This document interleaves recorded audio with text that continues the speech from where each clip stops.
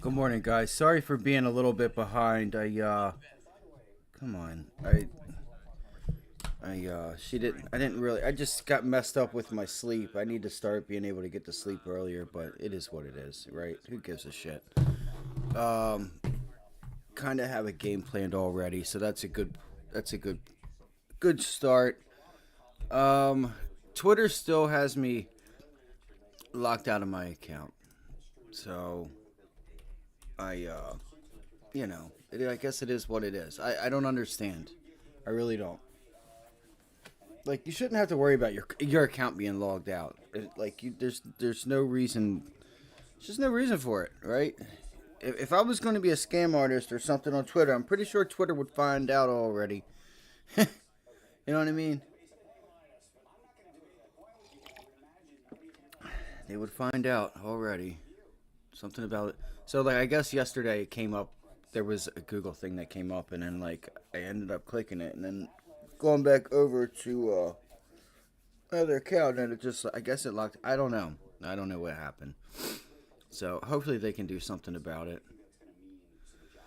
All right, so we have some news out on Hertz. Their car company slid 2.6% following a downgrade from neutral to overweight. Um, so there's a downgrade there. Tesla, obviously, the big elephant in the room with their earnings. Shares of the automaker fell 8% fourth quarter results that missed estimates on top and bottom lines. Warned vehicle volume may. Okay, yeah, well, we don't need to get to that because still there's a lot of stuff they could have chosen that they didn't choose to put into that headline. But so IBM rallied 7% after topping Wall Street's expectations. Boeing shares slid 2.6% after Bank of America downgraded the stock to neutral from a buy. So this could be our help from Bank of America to be able to take Boeing short. So that's what I'm going to watch. I have some other tech names that I want to watch. We just got our numbers, guys. And what did I say last night? That we had, I said if I had to take a random guess, and again, I don't like doing that stuff, that I had this, I thought we would get a 3% GDP. It's exactly what we got. All right. That doesn't mean that I knew it, right? So either way, I just had a feeling. I'm like, there's no way we're going to drop from a 4.9 to a 2, especially in the holiday season, with the holiday season. So, you know what I mean? Like, I thought that this was just way, way under. Durable goods came in at 0. So that was under. That's not good. I mean, that's showing that things are cooling, right? Comes in at 0, previously 5.5, consensus was 1.1. That's a big drop, though. That's a decent drop, for whatever reason. Um, so we went through GDP, initial jobless claims. This is why the market's rallying along with GDP, because GDP wasn't as weak. So the reason why the market is bouncing on top of this news is because of GDP gradually just slowing, not just falling out of bed, along with the initial jobless claims that are going back in the right direction. That number was just because of the year to date, or the seasonality. Okay, so the market likes what we got. I like what we got. Right, it's just showing it. Like right now, now we're on the right path again. So let's just see if we can stay there. All right, let's see if we can stay there. And a lot of people, and I brought this up, is like a lot of people don't understand that like all these new labor, the reason the labor market has been so tight is because of the amount of federal and state employees. So, you know, all right, that's that. We have I brought up Snowflake a couple days ago. All right, I brought up Snowflake a couple days ago. Look at this daily chart. So if we can pull back to 202, I'm going to take the long on Snowflake. All right, 202. This seems like a beautiful long here that if we get the opportunity, I would like to be a part of it. All right, I would like to be a part of it. So I'm going to write this down. Um,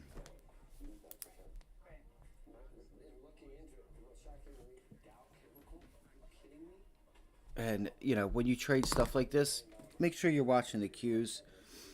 I kind of want to be able to make these streams better, so I kind of liked.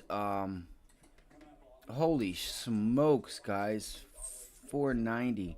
Hopefully, my guy. What's up, T?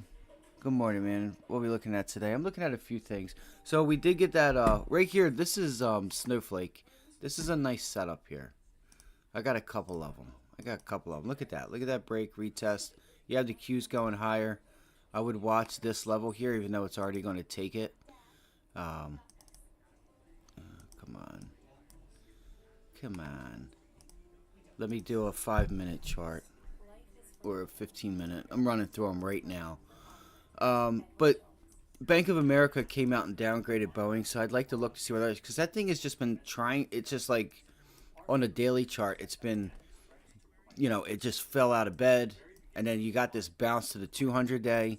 And I'm like, yo, why is this thing just hanging on to nothing? Like the damn door that's not a door come flying off the plane mid-flight.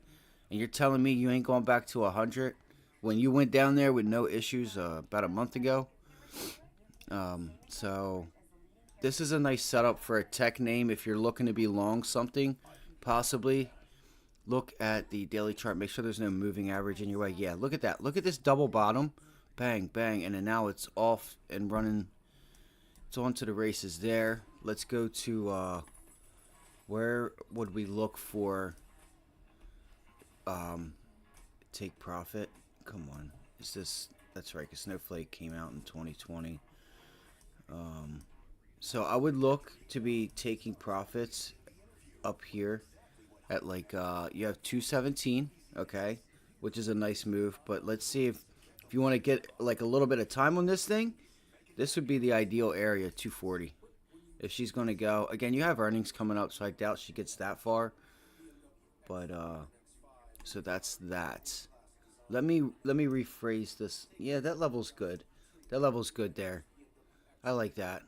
Right? Support. What do you guys think? You guys think 210? Probably a little bit better. Hold up. I hate Thinkorswim for this. Like, their daily charts at times suck because you try to have VWAP and everything else on there. So there's that. We're already above that level. Pivot low. It's 200. And we're past that. 216. Yeah, I'll go with that. Because this is 200 and we're past that. Damn, that's a huge move to the downside. So yeah, these are the levels I'm going to watch. For the upside, 217. Let's see if we can take Snowflake to 217. Anything above that, you're looking at like 240. You have nothing stopping you. There is a small gap fill here on Snowflake. Alright, that's down the road, obviously. There's your gap fill right there. So maybe this is an earnings run up, but we'll see. We'll see. Alright, so that's Snowflake, right? We'll look for the long. Netflix, I was looking at Netflix too, and it ended up putting in a nice setup. So if you get I'm going to put a little... I'm not going to make this thing complicated, but that's why why did that do that? You guys notice how I'm drawing a line and it changes the chart? So let me make a dotted line right here because it may not get up there, right? And we may see this thing back down. Or it's going to just pull back again if you get the pullback, if you're able to, of yesterday's close. Just know where yesterday's close is. Pre-market highs, yesterday's close right there. So that dotted line, so I know that is yesterday's close. All right, that's Snowflake, right? Pull back if you get it. Look for like 204 because of that's yesterday's close and pre-market lows, or that previous pivot high of 202 area. All right, let's go to Google real quick and a few others. We'll look at some other tech names. Trying to fly through this real quick. I mean, you have this break and retest up here. It's a bit overdone. Let's look at this. So, you really want to pay attention and notice if you have that divergence. Okay, just keep it on it. So that's not bad, right? It's still higher than the previous one. Um, that way, this thing's not making highs and the RSI is making lower highs, right? That's you're just waiting for the short setup on at that time. So there's Google pre-market highs. All right, Google pulls back to pre-market highs. I'm gonna possibly take a long on this. I don't think there's any news on it. So let's go to Boeing. That's Google. All right, pre-market highs. Long. That's at 151.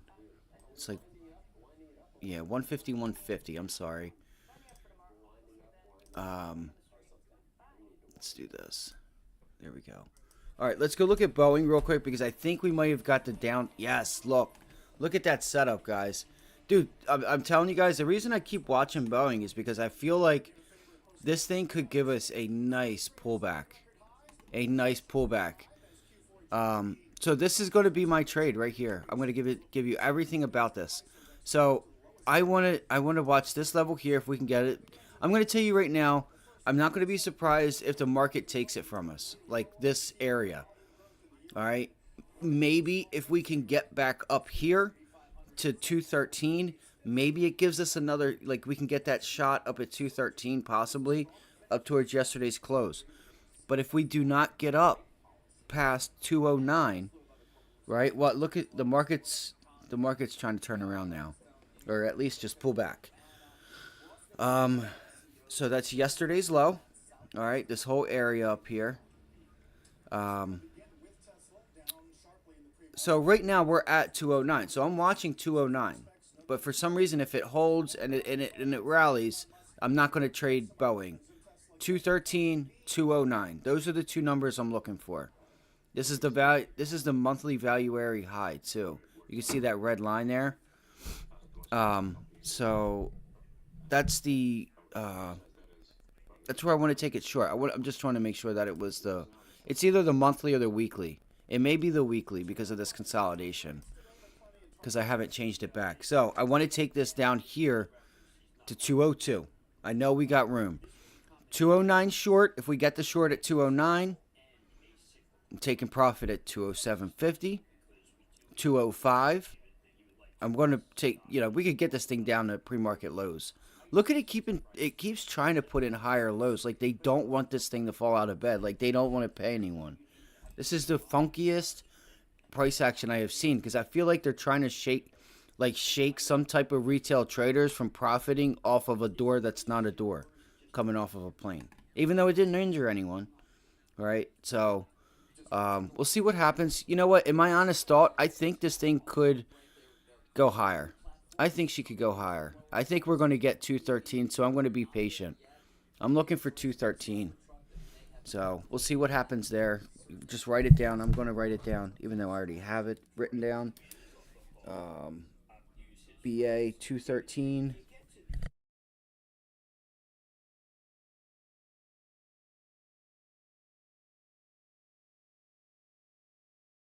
Right, so it's that easy, right? 209, 213 short. Let's keep it moving. So Amazon has been a little weak.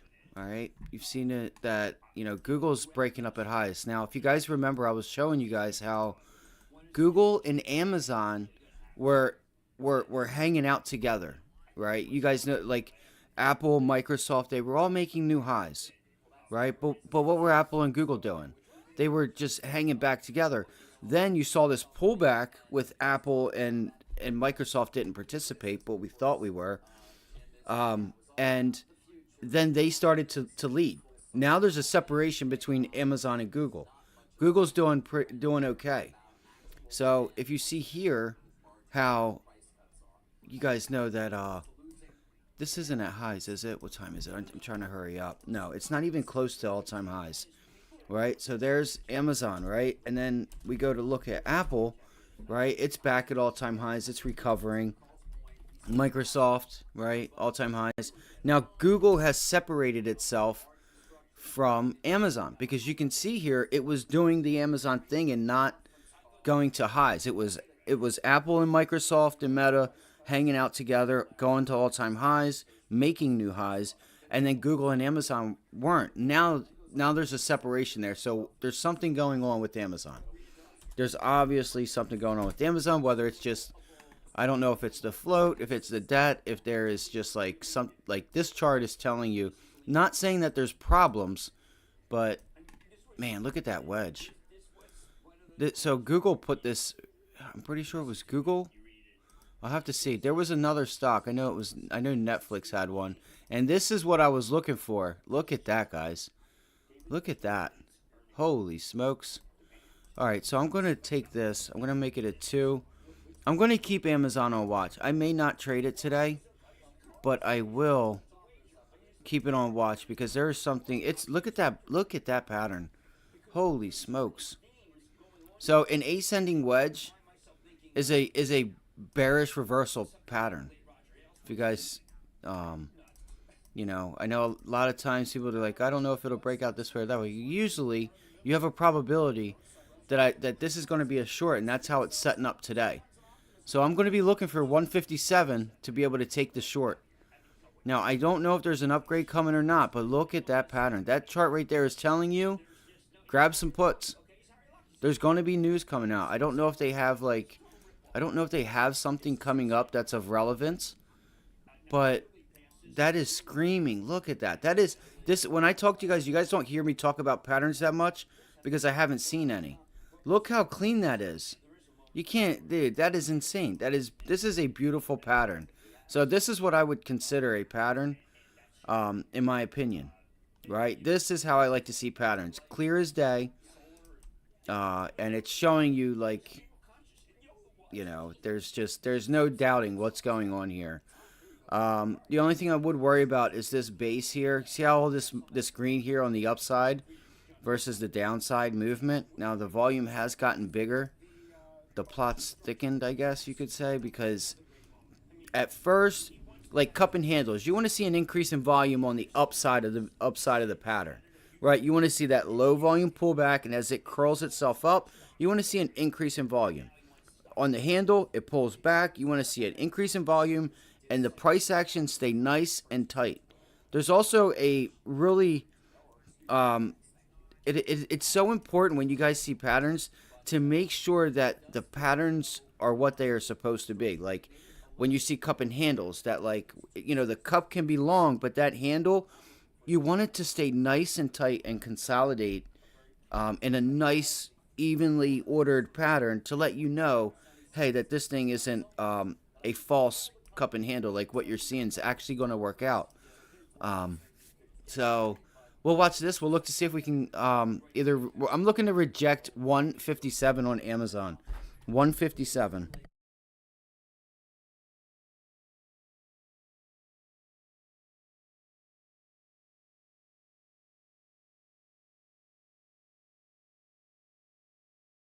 I want to look at the daily chart really quickly just to make sure that, let me see what we have going on here because I want to see if there's any divergence or not. I may try to put this on. You can see that the volume is starting to increase up here, up at the highs. You guys can see that was a decent pullback. So there's that weekly chart. This thing's been liking the 20-day moving average, so we can take notice with Amazon at the 20-day moving average because it's been its friend, right? It's been a shoulder to lean on. I want to look at the weekly chart. Okay, so yes, this is what I'm talking about with relative, with divergence, with relative strength and relative weakness, right? You can see here, Amazon is putting in highs, right? Amazon's putting in highs, and look at the RSI. It's going down. That's negative divergence, guys. That is the best indication that there is a reversal coming. Now, when, that's to be had, okay? So even intraday, you can use these. I have a chart I'll show you guys later another day with the SPY, why I went long twice, and I made a lesson about it because there was clear divergence on the 15-minute chart. We're slamming to new lows, and the RSI is just making lower or higher lows. And I'm like, yes, this is the time. This is the time to pounce. I saved that chart. And you guys don't know, and I haven't talked about it a lot because I haven't looked at them, because I just haven't. I like to save charts, right? If you guys start saving some charts and studying them, and start identifying setup, like saving Fed days. Like I have a ton of Fed days, so that like there's different patterns for Fed days that I have and save. And when a trade sets up, they're all just about alike, right? The market can only trade so many different ways, right? It's just like an NFL playbook, right? There's only so many plays you can run on an offense and so many plays you can run on a defense. So Tesla. All right, I did a little work on Tesla last night. I'm going to look for, and I cleaned it up a little bit. Let's go to the 4-hour chart because that's where I want to go to first. Let's go see where she's at right now. So it did break down a little bit further. Let me pull up the 5 minutes so I can see. So that's just a gap down. Right here, let's look at this. So that's our first area. So Tesla, let's see here. Bang, bang. I would like this, but I'm not sure if it's going to give it to you. So I'm going to, every little bit, I'm going to just watch. I'm going to watch because it may not give it to you. The minute it comes up, you may have people ready to get out of this thing, and that's giving you a weak stock. When I tell you guys, like, you know, our buyers stepping up and our sellers stepping down, we're going to find, you can see here, sellers are stepping down. They just want to get out. They didn't care to sell this at 205. They're like, all right, I'm getting rid of it at 189. So this is in trouble. She's in trouble. So what I'm going to do is I'm going to look for a bounce back. All right, the initial, that pivot low from earlier at 189.97. All right, 190. All right, 190. Let's go look at a 4-hour chart. There's a gap fill down here that we've been watching. Let me take you to the daily chart. All right, I've had these up for a while. All right. All right, so we have, where are we at? We're at 189 or 190. Sorry. Because it's important to use the daily chart so you can see the bigger picture. All right, so we're at 190. All right, we're at 190. Where is 190? Up here. All right, so we're going down to 180. We are at 189. All right, so what I'm going to do is look for 180, guys.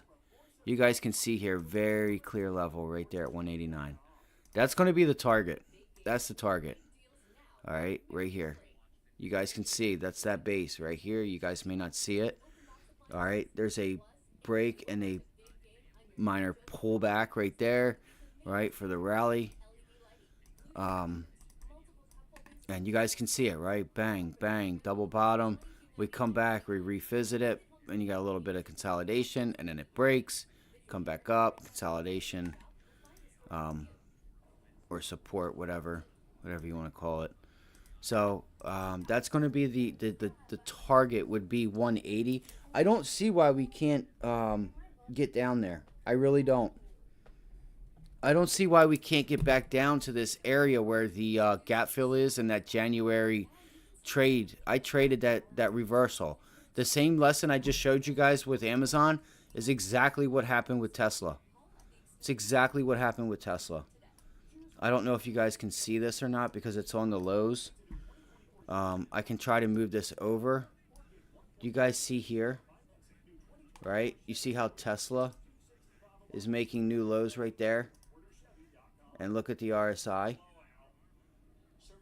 Right. Hold on. Is this a daily? I'm on Tesla?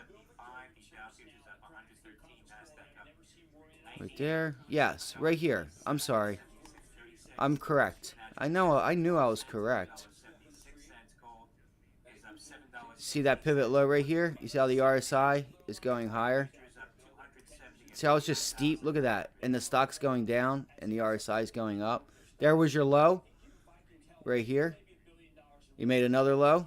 And look, RSI going higher. You made another low. You gapped down, and that's the reversal. Now you're back positive. So that's a sign, along with other indicators, that you can use to sniff out that reversal, right? You can sniff out that reversal where it's just exhausted. And you also had this candle here, like you started to put in a base here, right?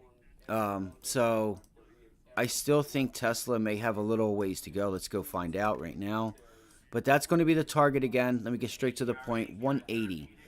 180. Okay. But I'm not sure what happened there. All right. You have a gap down here. This is not, I wouldn't worry about it now. I just showed you where it is from January. That's down at 112. 112 to 118. But we'll worry about that when we get there. All right. So I'm looking for bounce backs. See, we have minor little gaps there, but I'm looking for 180, okay? I'm looking for 180 right now. It gives us anything more than that. We'll see. I think it can. I think it can give us a few days of downside.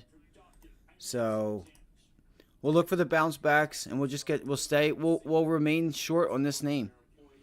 All right, we'll remain short on it. Let's see here. All right, it's 9:15. I just hate how this daily chart is.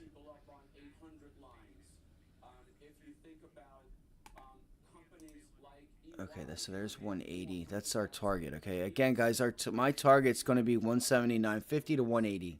This whole bottom there.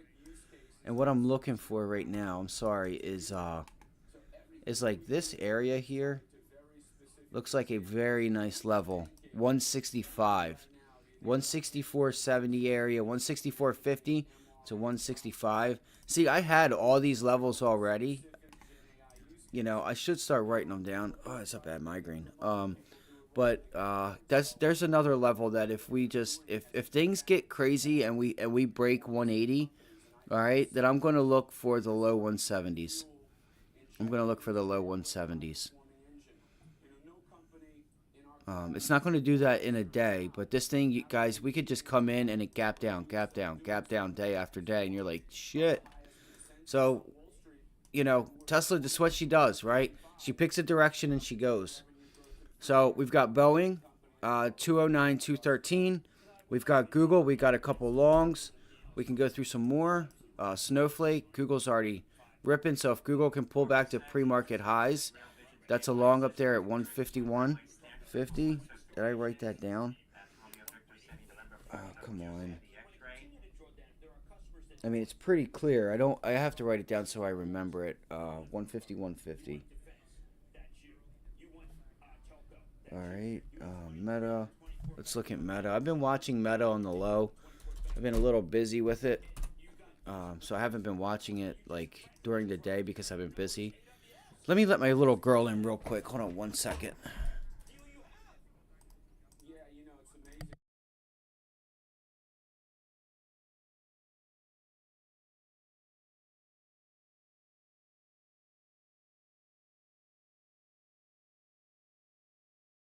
Never mind. She didn't want to come in. She's not even out there. I thought I heard her. All right. So Meta has just been a monster. Meta's been a monster, guys.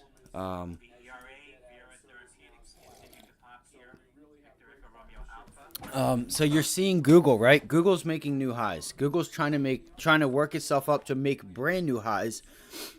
Apple, Microsoft have already done so. Meta is like today. It's not, it's not setting up the same type of pattern as Google. Let me look at Apple real quick and look at all the FANG names real quick to kind of see. Apple's got a nice little pattern here. You could get a couple bucks on Apple back up to 195.50. 195.50 is a really nice place to, if you get a pullback, to take a long. That would be a nice target, a small non-volatile trade right there. If you just want to make some money, I would look for a pullback to, it may not give it to you, but pre-market highs. Let me take this off. Let me take this off real quick so I can see exactly what I'm doing. I wonder if I should put it. This is an ugly pattern, ain't it? It's ugly. That's what I would look for. That's what I would look for. Is that pullback to pre-market highs, but I don't think it's going to it's not going to give it to you. So, I think I think Apple needs to pull itself back down to that 50-day to kind of get some liquidity, right? And bring in some new longs. But, 192, 193, I mean, has been a really nice area of support. So let's watch, right? That doesn't mean that we're automatically going to break out, guys. All right, we're coming up to an area that is a bit of resistance, so we'll see. Maybe we get that pullback to take a long. I think we could. Let's see here. So here's Apple. I don't know how many of you trade Apple. I actually started to trade it during this rally. I don't want to spend too much time on this. Give me a half hour. What time is it? It's 9:20. If you guys could just hit the like button for us. If you enjoy the stream, that is. If you don't enjoy it, don't hit the like button. Don't subscribe. If you want to pass this on, subscribe, like the stream. It helps a lot. I want to start being able to actually be happy about something to you can't just ask people to like and subscribe if this shit ain't good, bro. So yeah, let's Apple actually now in 15 minutes coming a little bit clearer, right? There's a minor level there. Maybe you get a run up to 197. All right, there's a look. I'm not going to say an easy trade because you got a bit of resistance here. So where's where it breaks down? This is another level. Okay. This is how I get a ton of lines on my chart, and I don't want to, but I do. Right there, 196. That's a profit area, but this is. I would consider 196 a little bit of a major area on Apple because you have that look. You have that pivot high, pull back, right? Comes up to it, pulls back to it, holds it, goes up, turns itself back around. Support, resistance, tries to break, comes back up, holds it, and it's like, okay, I'm holding, and then it just falls out of bed. This is where it started to sell off, right? That's the area where it started to sell off. It gapped down and opened lower and then sold off at 190. That's where we're at right now. So you can see here that 194 is, or 195? Where am I at? Yeah, 194.99. So this area right where we're at, that's a bit of resistance, so it could give you a pullback. If it gives you a pullback here, I would look for pre-market highs to take the long. It may drop in lower than that. All right, it may drop in lower than that. I know we were looking at Meta. You have a pivot high here. Yesterday's pivot low. We'll see what happened here. We'll see what happens here. Give me the 15-minute. I'm gonna hurry up. Is HKD going off? I think I just heard HKD on the scanners. And you have, look, the VWAP 9 EMA all meeting up right here at 194.60. This thing pulls back. That's a buy trigger right there. Algorithms are set to buy in locations like that. All right, 195.60. That's a buy location. All right, that's what it. It's a clear buy trigger. So that's that. All right. What do we got going on here? What we got?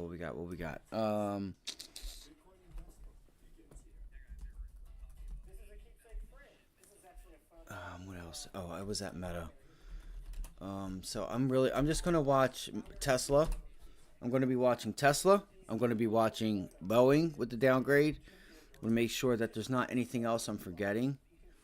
Paramount, Nokia, Humana, Las Vegas Sands, Avis Budget. Las Vegas Sands might be a trade, and Avis could be a trade. The car rental stock edged 6.2% higher. Let's look at Save real quick and see what's going on with it. All right, so there's a little bit of buyers stepping in here. This is exactly what you want to see. You guys see that low volume pullback on Save? Good morning, Ray. That's that's exactly what you want to start seeing to make shorts get nervous. Yo, that pullback right there is what you want to see. I think it still pulls back a little bit today. All right, so I'm thinking we might get that $6 entry. I think we could get that $6 entry, in my opinion. All right, so save. I'm looking for $6. All right, that high 5, low 6 area. Pay attention to like 660 if they start to cover a piece or so, because that's a nice trade. All right, especially anybody that's in here at these tails. All right, so I'm gonna keep save on my watch list because I feel like it's looming in the darkness, right? And if any piece of news, it's gonna come out and this thing could rally its, you know what, off. So that's save. What else was I looking for? Let's go look at Boeing real quick. I gotta get prepared. I do not want to be messing things up today. Alright, so there's clear rejection at 209 Boeing. It's a clear rejection. What's JP Morgan doing this morning? It's rallying off of that level. So they took that trade from us. We'll see JP Morgan if it rejects 170, 172. So my plan, right, with this stuff is find both sides of the trade. What's something you want to be short? What's something you want to be long? Stuff like that. All right, Meta. Let's see if Meta can hold this pivot high right here. I don't think it's enough. Why does this thing keep doing this to me? It's like really messing up. I don't know if it's my mouse, if it's the platform or what. So Meta, if it can, this is a nice cup and handle for the most part right here. It's a really nice cup and handle. But the problem is, look at all that sell side volume on the downside. You don't want to see that. Look how low the buy side was. You know, so this could be a failed breakout.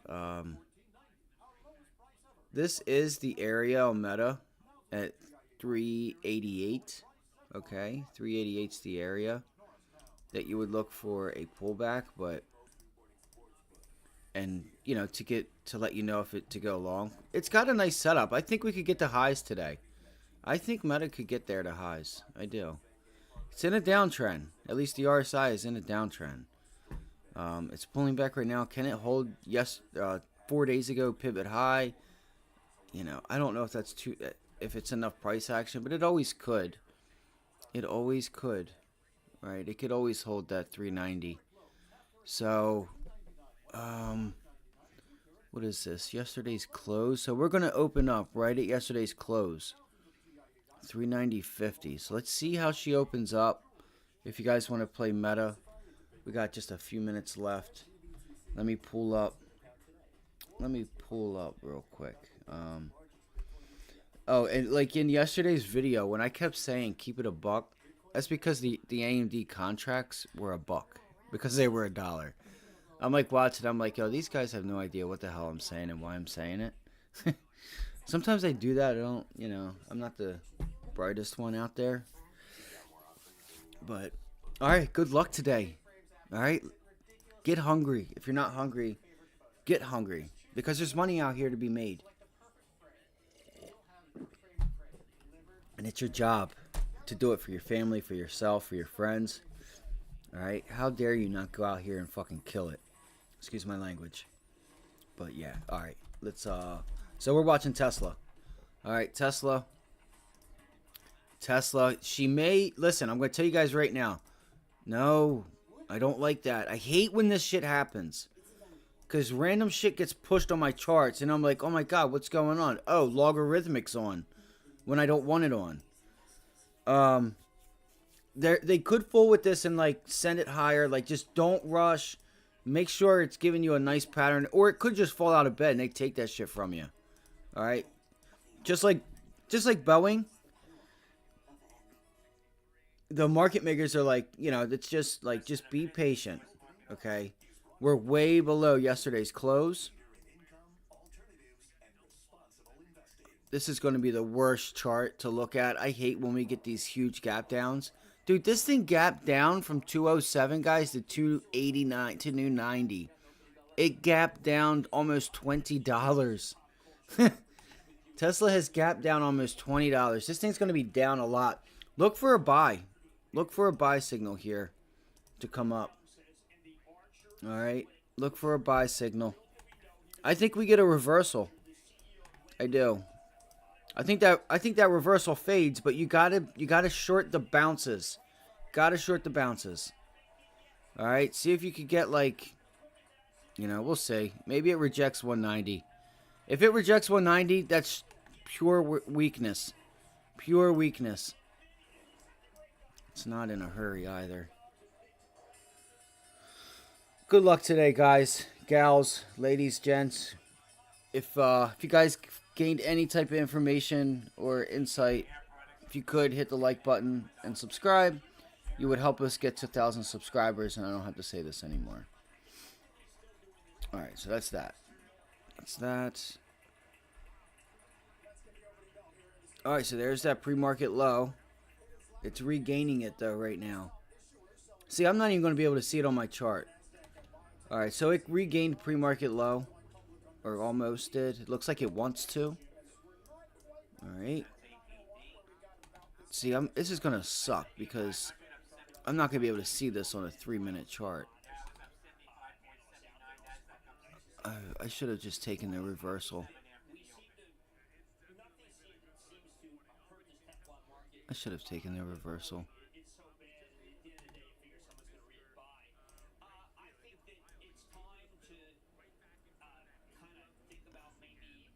No.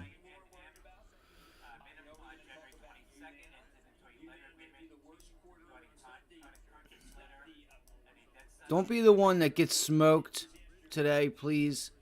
That is a nice rejection there.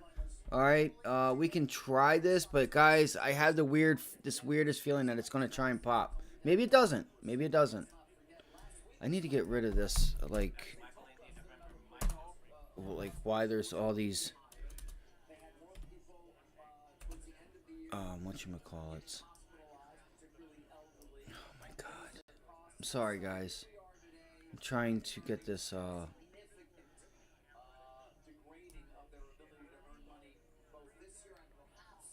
let's look at, see, 182.50 is so far away. We're paying $1. It's down $20, guys. I'm thinking the long. I'm thinking the long on Tesla.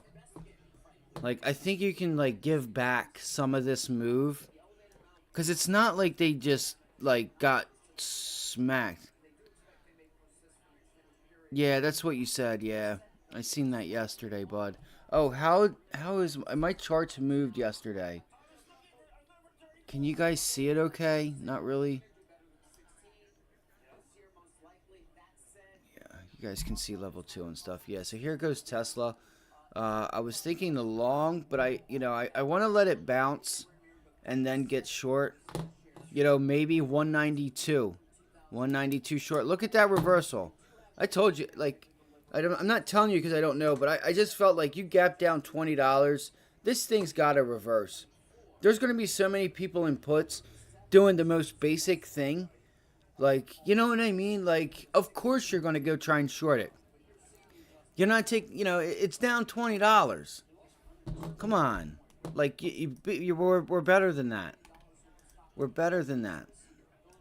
This is going to be a little hard.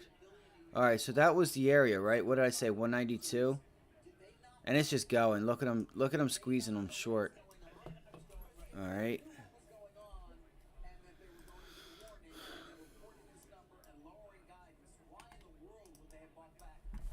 Let's go look. I need to go look at Boeing. I feel like this is when Boeing is going to go. When everybody's looking at Tesla.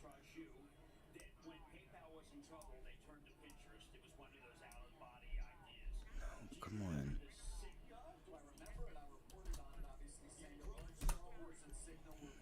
And look, so Boeing is trying. It did it off of there, off of yesterday's low. It did it off of 209.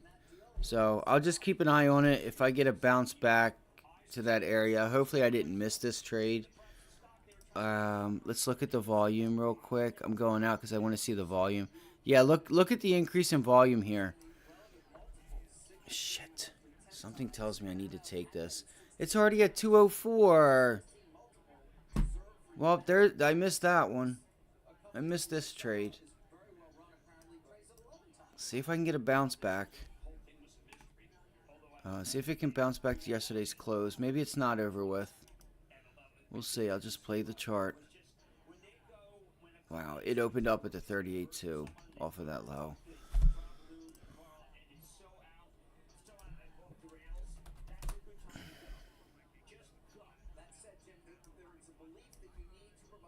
And look at that reversal. That's what you want to see, but that's a low volume reversal. Either way.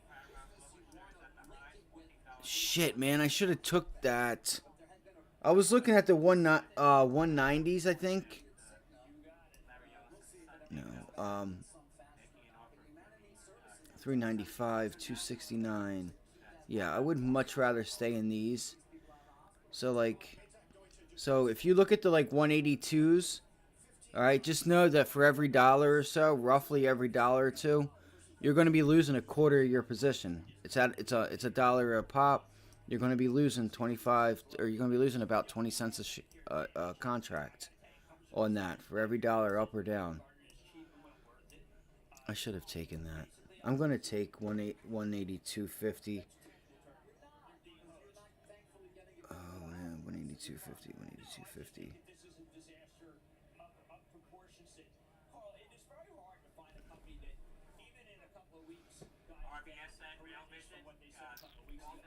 I just missed those two. That's frustrating. Man, Tesla was looking really good.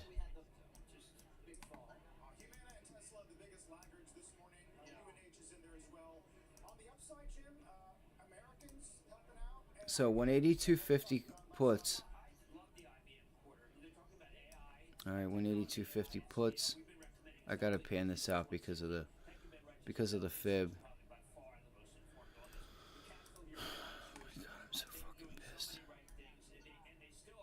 Maybe I need to take it. Maybe I just need to take it here. You gotta be fucking kidding me, man. God, I could get so fucking mad right now, man.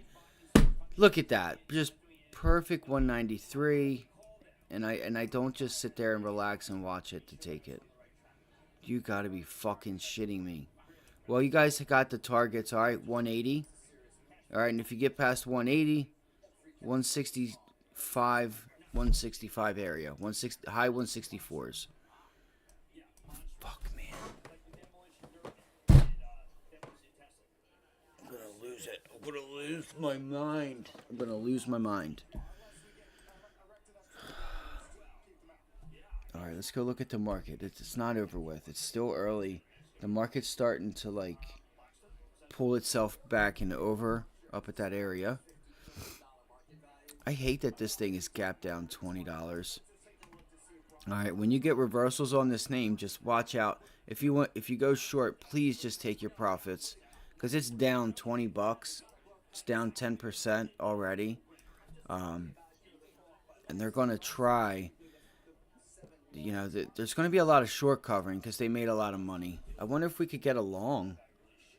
I wonder if I could get a long here, guys.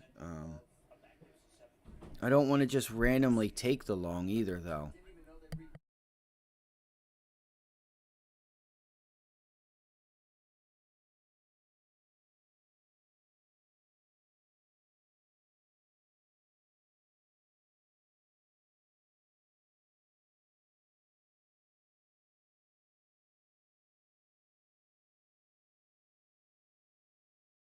Alright, so you're sensing that weakness on that pivot low there. At least I am. Alright, see how it's just chilling? It's not trying to get above it or anything. Has anybody taken a position yet this morning? Look at we can look at Netflix. I forgot that was the other one that I forgot to give you guys, NFLX. Making up highs. Okay, it's trying to go higher. This was a nice break, retest off of that pivot area. So I do have Netflix on my watch.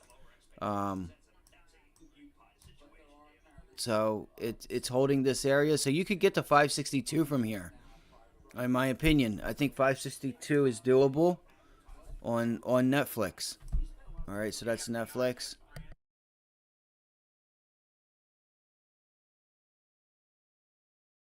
I would look for pre-market lows actually to see if it can pull back and hold pre-market lows at 552. It's hard to say if you get it or not, so you got to be comfortable with your risk to reward and say, all right, this is a level of support from yesterday. We're back above it at 553. We also have what? The 9 EMA, and we have the trade line. So that trade line 9 EMA is where, let's see if I can take that long. Really the levels pre-market highs, but that'll put you back under. It'll put you back under VWAP. So it's like a minor level here. I know you have these two candles right there, but this could be, a possible buy zone right here, at this level. Right, yeah, 554, 554. What do you have there? That looks like a bull flag, right? Nice little bull flag forming right here. I felt like it was just getting ready to break out. Let's see here. 120. So I think Tesla bounced? Did Tesla bounce? Yeah, that's a nice bull flag on Netflix. Man, this thing's going to be squirmy today, guys. This is what I mean.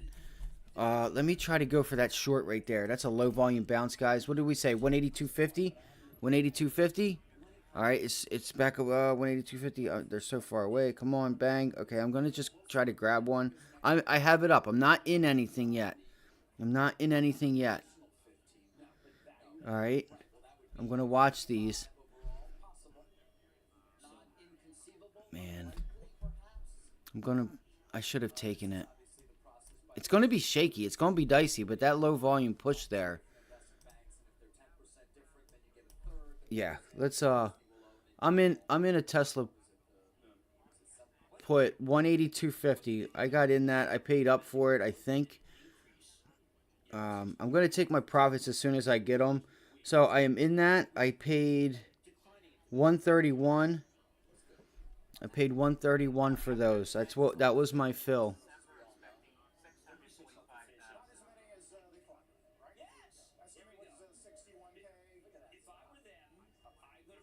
All right, I took a little piece off right there at that area. I have one contract. I only bought two of them because I just want to play this.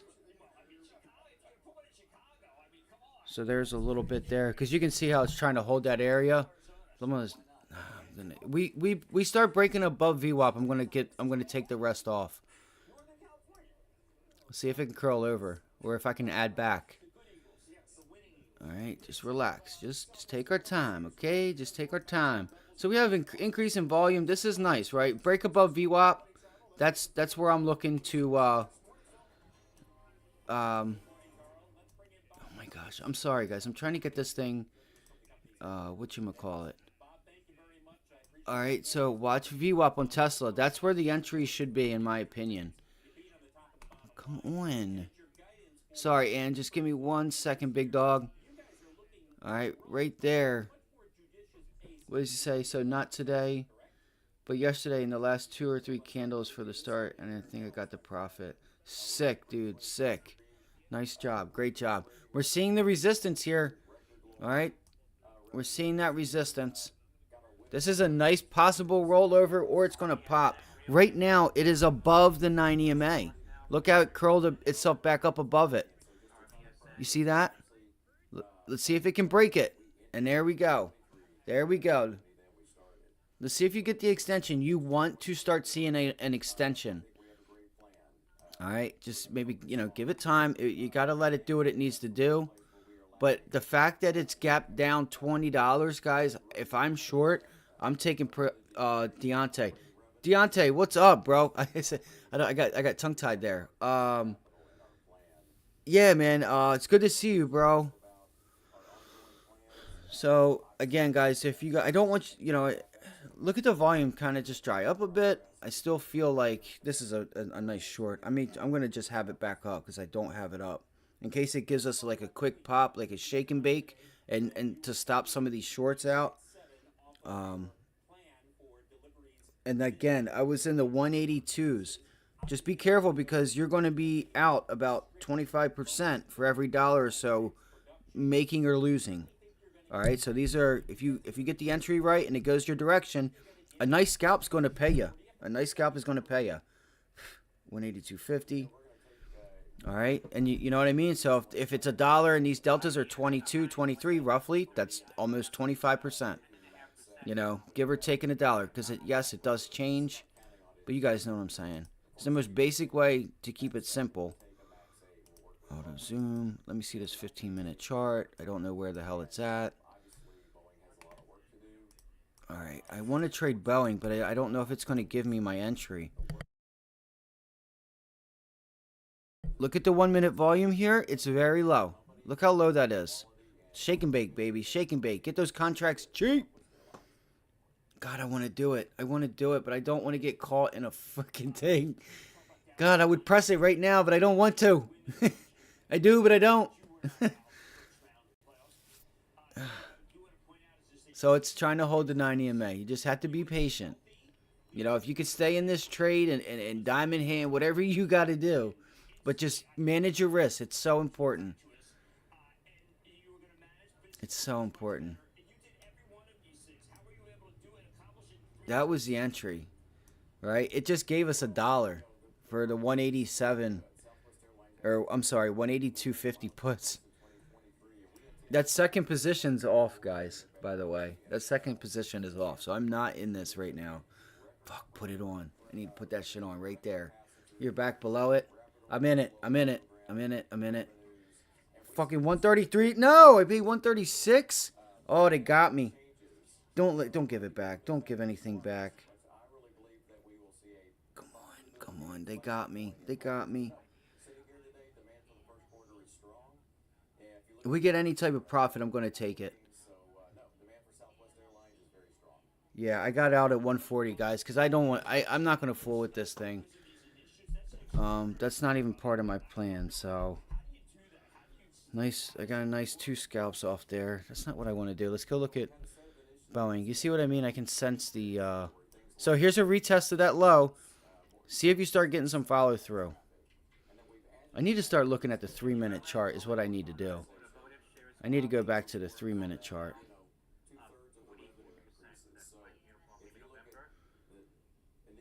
I don't like feeling like that, right? I don't like feeling like having my heart, like, in my seat. Because I just did something stupid. Like, that bounce to $1, that's when you want to get short. Right? When these contracts are cheap. So you're noticing the average price is like $1.30. If it wicks up on low volume, okay?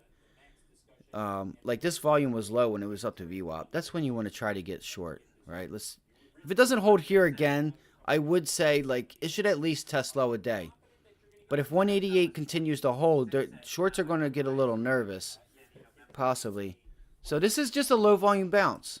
You know, other than everything, this is a low volume bounce. Look at that. That's a low volume, decrease in volume on a bounce to VWAP off of the low.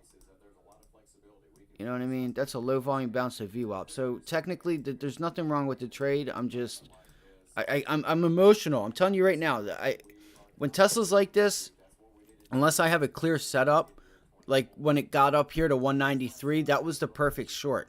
That was a perfect short. So I really like to look at all the charts from the 1 minute all the way to the 1 day. I get a lot of confidence from that in the 15-minute daily. It does help, bro. It really does. You know, now that this thing's gapped down $20, right? It's gapped down $20. Just we can assume that there's going to be a retracement. So, but you can't. My point is like you can't really see what's going on right now. Like, are we going to pop back up to this pivot low? Thank you for bringing that up. Yeah, so 195's like 196. Maybe that's an entry to get short because it's not giving us any continuation here. There's no continuation. So I could see shorts starting to get nervous here. They saw this low volume bounce back. Maybe here's their stop, right? Look at VWAP right here at 189. So that's going to be like their last fighting ground. Like, hey, 189, if we can't break it, like that's it. That's it. I'm out. And you'll start seeing shorts covering. And you should get a blast all the way up there to 193 again. Well, yeah, it's got it, but it's just not giving you continuation. Look at the 3 minute. You have an increase in volume on the downside and a low volume pullback, right? There's that low volume bounce back to VWAP. So that's a good sign. That's a bearish chart. But the sellers aren't in a rush to sell this thing. And I think that's because it was just at 210 yesterday and it's down $20. So I feel like it's got to make up some of this ground. For instance, right? 195, right? You have that pivot low. The reason I say 195, like, is because of the 38.2 retracement of yesterday's close. So, you know, but there is a chart that is Boeing that is doing the damn thing. We gave that out yesterday. So there was, see, I didn't want to take this at 205, 204, because my target's 202, right? When I want to get in from 209, it makes sense. If I get 213, it makes sense. So I'm going to see here if I can get a bounce on Boeing coming up. I'll just keep my eye on it. Let's look at JP Morgan. Let's look at some of the tech names. Let's look at the overall markets real quick. All right, so JP Morgan pulled back into this area here. Looks like it's trying to turn that double top from yesterday into support. All right, but that was a mean reversal off an area on JP Morgan. Like, JP Morgan, guys, is a trade. If you've been doing this for a while, you can put this trade on, maybe set a stop loss, or just put it on, and you know, you want to listen for news. I can't tell you guys what to do. The SEC will be up my ass and like fucking knocking at the door, but this is a low volatile name where you can just have a little bit of, try to have some money working for you while you're looking at other things, because it's not going to tear your head off, but it'll also make you some money. Like, you know, it's not going to be crazy big unless there's a crazy move, but like, you know, like if we get up to 173 area, I may try to look for a long or a short. This could be a nice long. What do you guys think? I'm keeping the bank term funding program in the back of my mind because that's pretty much the bank's COVID money. Like, that's COVID all over again for the banks. I just feel like the real play is probably the short up at this area because Jamie Dimon is selling a small stake of his shares for the first time. And I know it's going to take him a little while. So every time he gets up here, he's selling. Or someone's selling it for him. So, yeah, this, you know, if JP Morgan does get to 170.50 one more time today, I wouldn't mind trying for that long. I would put it on. Let's look at Google. Google was another one we were looking at, and Google's going. Or trying to, at least. It's trying to. Let's look at Netflix and Tesla, and we'll stay with the volatile ones. What do we have here? So Netflix that looks like a failed breakdown on Netflix, right? That looked like a bear flag right here. The SPY. Let me see what I have, because I spent a lot of money on Tesla. Let's see what I have. Nice, another green day, man. I need to be just thankful for the green days. Yeah, I'm gonna have to find something. I ate up a lot. I ate up a lot on those scalps. I went a lot bigger than I wanted to. You know what I mean? Because I just put it on and I just didn't look at the number and was like not worried about how many contracts I had or didn't have, because I wanted to, like, you know, and that's why I could feel inside of me. And it's not that I couldn't lose it if something happens, like I can manage it, but it's like, you know, I didn't want to give back the rest of my week. And I'm feeling it. I don't want to feel like that. I'm not, you know, I could feel my heart. I'll just put it to you that way. I could, like, just feel the, you know, like the thing that Tesla does, that which is just pop out of nowhere and just you know what I mean? You're down for the count. Like, you just got hit by Muhammad Ali and he's standing over top of you, like, you all know that poster, right? So that's that. It's just, there's definitely weakness. Now I feel like the sell side is over with.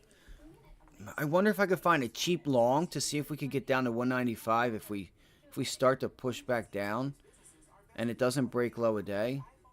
I know VWAP is definitely the area that anybody with big money that's short this, retail, institutional, that's their stop loss, right? If they're not already short from 260. But this thing should start to trend lower. It should. Like, but I don't know. I don't know. I'm just talking on my ass because I was looking at the charger, but I think like this is the determining factor. That's all. It's going to be your VWAP. It's like if it breaks and it pulls back and holds it, okay, then we got a 193 on our hands. And the longer too, guys. Keep this time on your keep it on your mind, okay? The time that it takes, because you're going to start to notice that like if it's not making moves, these shorts are going to start selling, and if it's just making higher lows, all right, and it's trying to regain pre-market, this will be your first sign of strength. All right, even though it's weak, this is your first sign that there's going to be a reversal to the upside, is regaining initial morning lows. So you could start to see these candles get a little crazy. You could see some big orders flowing through here.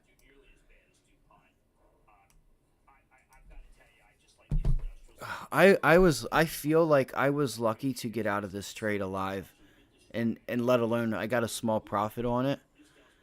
I feel like I was so lucky. I don't know why I got short there. I needed to short that. This is the part of trading it that like separates the men from the boys, is to push another button at the right time. Making that decision in your mind that this is the best time to push it. This is the best time to push it. I need to be pushing that button right now. Let's look at these. It just can't get above VWAP. It just can't get up there. 200. See, I gotta look way out the damn money now to like if I want to trade the SPY and shit today. I can't believe my day is already almost over. It's 10 o'clock.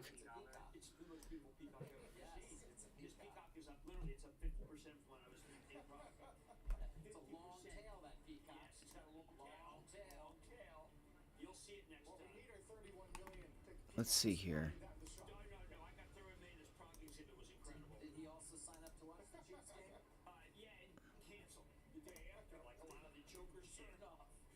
I gotta turn this off for a minute.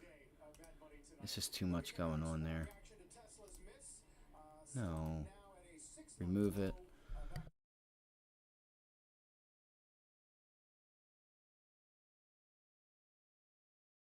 Alright, what's going to happen here?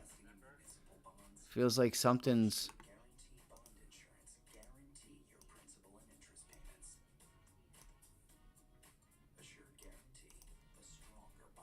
Can she break?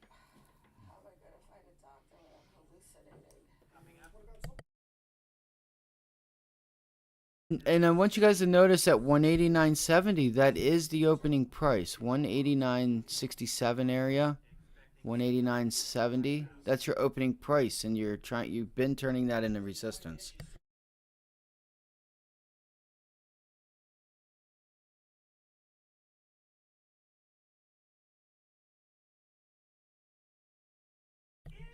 If they know, if the Bulls if they get a whiff of closing above VWAP, they got this gap fill. Like, not completely, but they know they got some nice upside.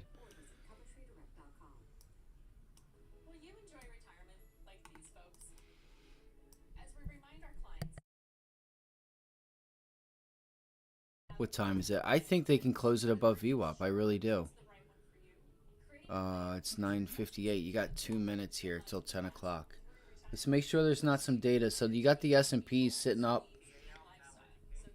You got the S&P sitting up at 487.27 right now, it says. And they are kind of just putting in a small little double top, just hanging out though, not selling off, not going higher.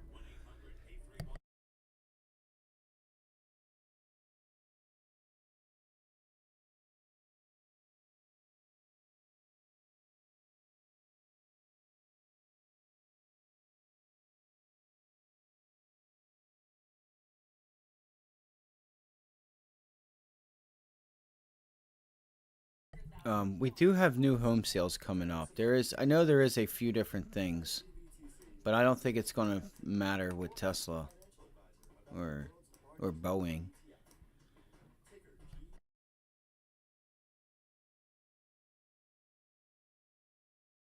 Like right now, I'm thinking inside long. I would be thinking long right now. In my opinion, I'd be taking the long. Like I think that's it. You just closed above VWAP. You got this downtrend, but I feel like you have given it a full 30 minutes. Either it's going to break down or it's not. This is it. This is your area. What are you going to do? I feel like we could get. I think it's going to just give up and start extending to 194. So that's my.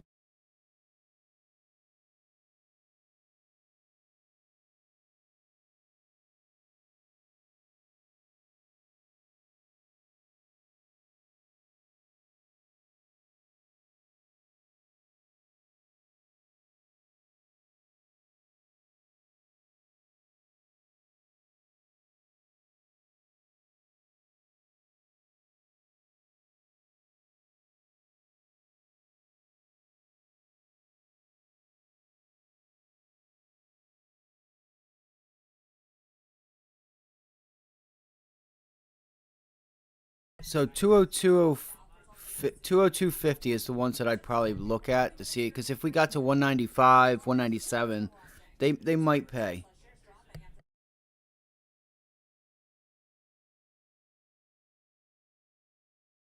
The volume is still a little bit lower on the 3 minute. Okay, it's still low on the 3 minute, so this could be a false breakout unless they really. Yeah, here there goes the volume. There went the volume, but there's your 9 EMA, right? And look, the volume is still. Maybe they gave up because yeah, that is a bit lower there. I still think we have more sell side volume than anything else, in my opinion.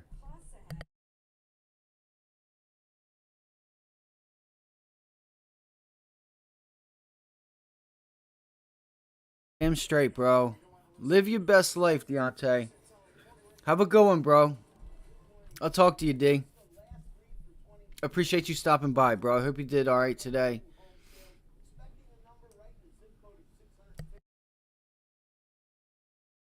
And that's the beautiful thing about the market. You can just, you know what I mean? You come in for the opening bell, catch a little volatility to start your day, get a little cup of volatility, and do what you want the rest of the day. You know what I mean? Work on whatever else you want to work on. Oh man, it's so tempting to try to get long this name, guys, before these contracts get like crazy expensive. I feel like the smart thing to do would be to see if we could get above VWAP and really get up and see if we can break that 193. These contracts are $30, okay? These things are $30. I don't see why there's not a reason why we cannot get to three. What is this? 195, if not 197. That would take those contracts from 30 to 80. Should the delta on those is 8 cents? 8 cents on 30. That's about 10, 20. So what you're doing is just so you guys know, you're going to be risking. Okay, we'll call it 10 cents. 10 cents on a 30-cent position. All right, that's not 50%, but that's like 35%. So for every dollar or so, well, really, I should say for every hour, half hour that you don't get to your target or start making progress, it's going to take 35% of that away. See, look at that pullback. Look at that pullback. And that's okay. That's what we want. You want to pull back, go long, possibly. So that was the 9 EMA rejecting on the 3 minute. I want to see if we can hold VWAP here. Here we go. 189.30-ish would be an entry. All right, if I were to be long, right there, bang. I would just take it and I would give it a little bit, like under VWAP. That would be the area.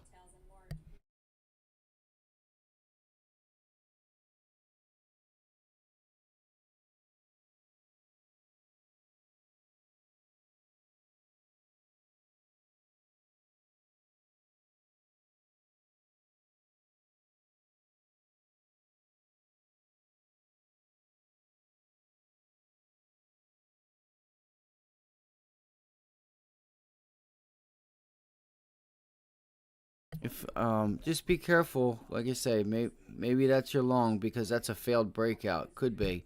You just want to wait and see if that volume increases. And I still think you have more volume to the sell side than you do to the downside.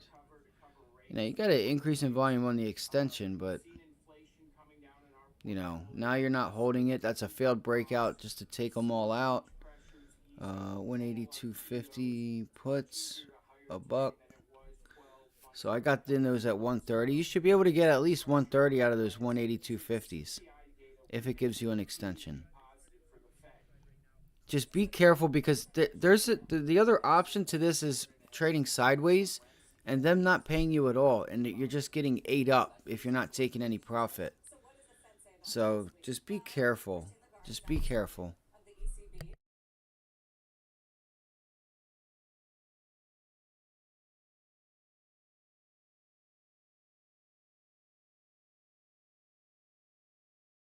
I'm going to scan the markets real quick and just look for, look at the indexes and stuff like that and see what we can find.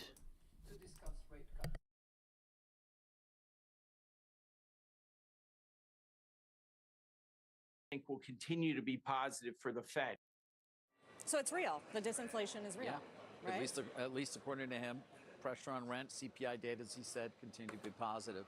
So that plays into what you were just discussing. So what is I'm the Fed going to go grab a well, cup of coffee Christine real Lagarde quick. was out this morning I'm going to of go the pour some in ECB. my They're cup. on hold, as well as all the central banks are kind of in wait-and-see mode right now. And there was some expectation that she would really push back on the market, getting aggressively pricing the cuts this year.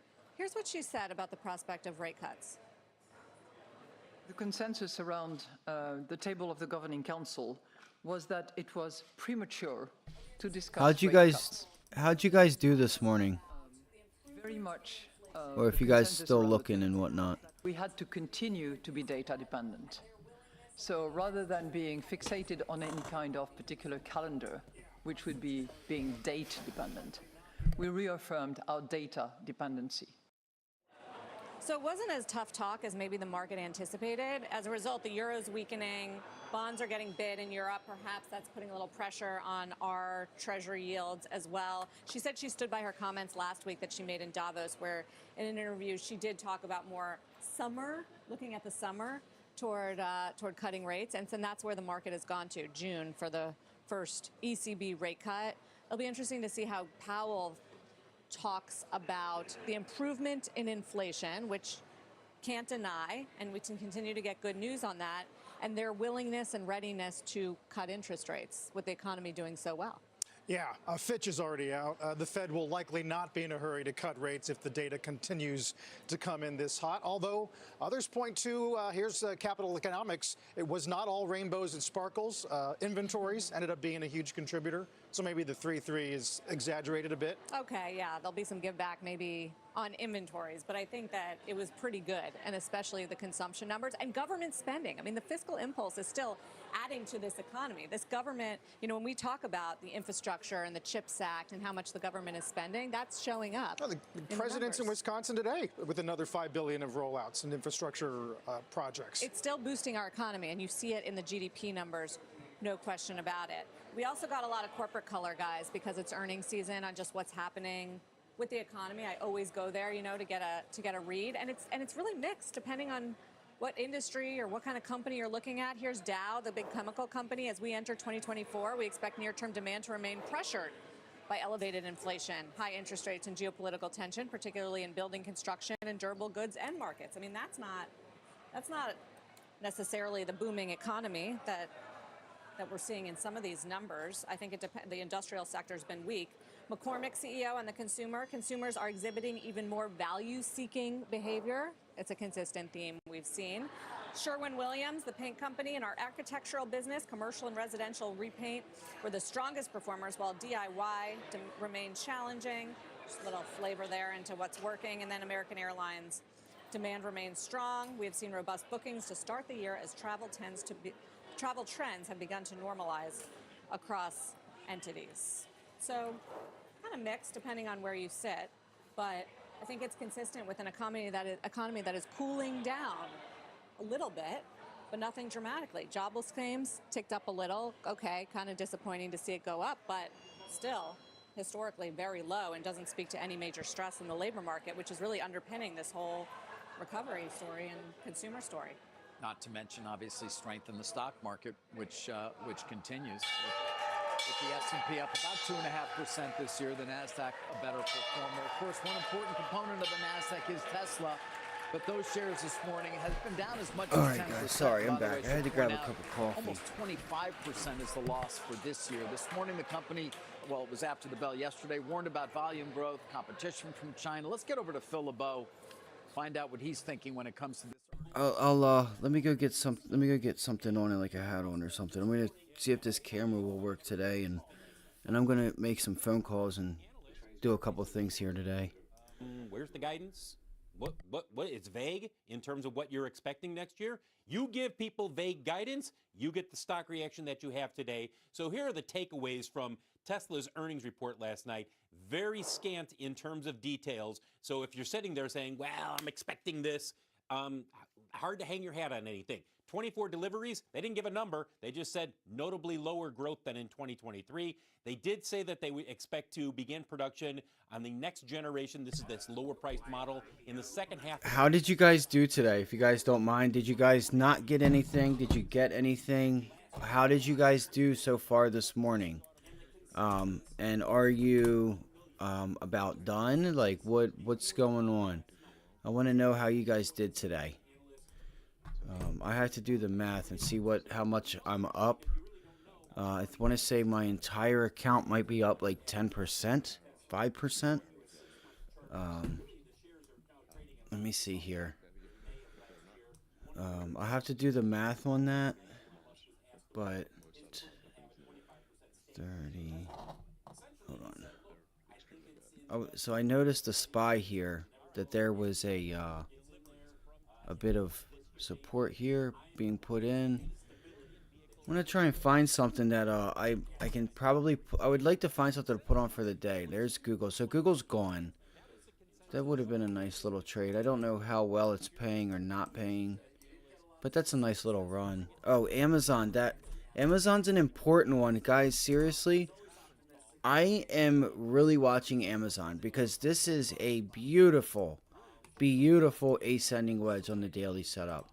If you have not seen it yet, this is a picture perfect reversal pattern.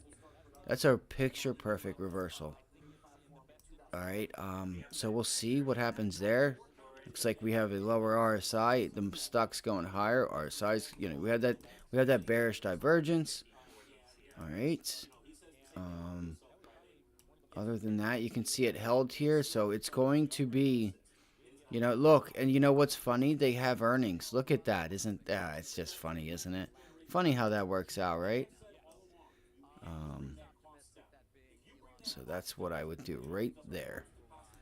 I know it may not look like it on the intraday chart, but on the daily chart, that's... All right, my stuff is frozen or something here. All right, so that's what I'm watching, and we have Amazon earnings next week, I think. 26, 29, 30, 31, 21, yeah. So yeah, we have earnings next week for Amazon. So this thing will consolidate up here. It'll probably just consolidate, and then we'll find out. This setup in front of earnings, it kind of screams take a short. Here's an idea. What I might do is I might start looking to grab some puts on this, or like maybe try to get like some cheap calls and puts and try to catch the volatility of this leading up to earnings for next week. If I go ahead and do that, I'll let you guys know. Let's see here. Years down the road. So, look, I wouldn't be surprised if we do see something close to this next generation vehicle by the second half of next year. That said, you hit the nail on the head, David. You never know with these targets that Elon throws out there, especially broad, vague targets like second half of next year. I have a quick one, Phil. So he mentioned that you did the quote about the Chinese EV makers. Is anybody talking about trade barriers on them? And I wonder if he is putting this squarely on the agenda as, Trump gains momentum. Well, we have one, Sarah. Yeah, we already have. Yeah. But The expanding U.S. that, has one. There's the threat that yeah, that the Musk U.S. has made. a 25% trade. Look, this has long been a debate amongst automakers about why Europe has not come out stronger in terms of putting up trade barriers, because the Chinese are flooding Europe with their models. And that is putting pressure on the European automakers. And there are more than a few CEOs of the European automakers who have said, we need a little bit of help here. Because Europe is really where you're going to see the biggest impact. Let's see if we for can the get something Chinese here with automakers. Snowflake, In terms of guys. other countries, Snowflake if they is don't have auto manufacturing is there, still, you know, setting up for a possible long or a failed breakout. If we can just pull this thing back, it looks like it's going to try and hold here. Looks like it's going to try and hold.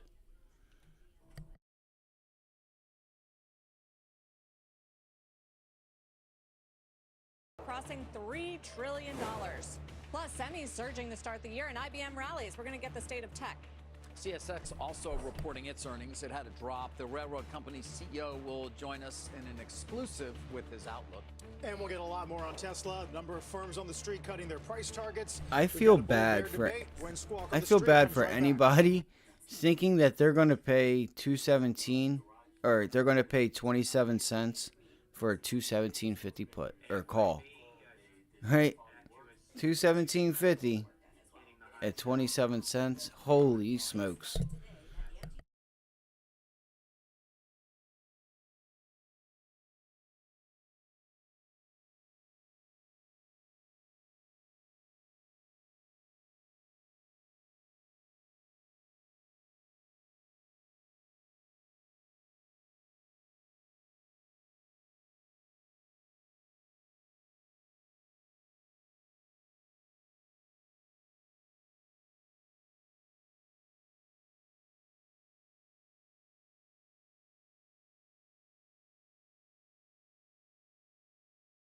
Right, so there looks like a good morning, Wiz. How are you today, man?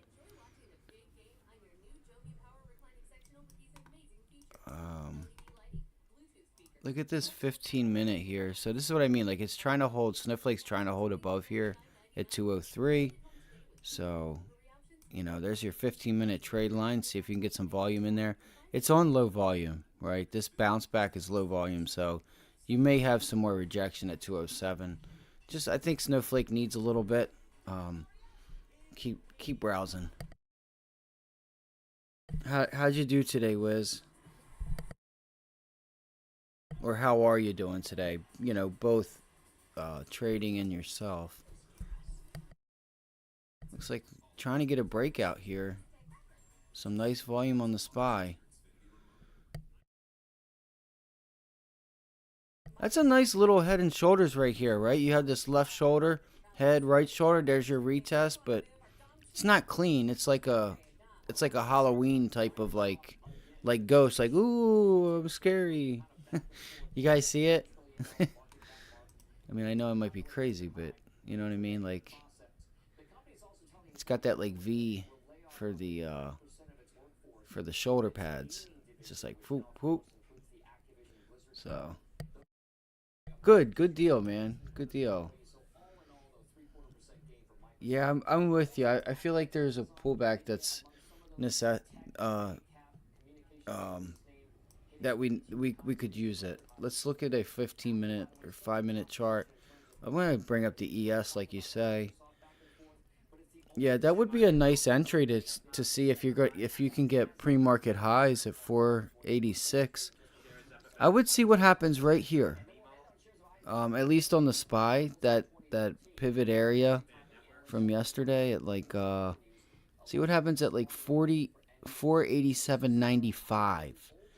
487.95 would be the area I would watch to see what happens. Look, and there's a lot. Come on.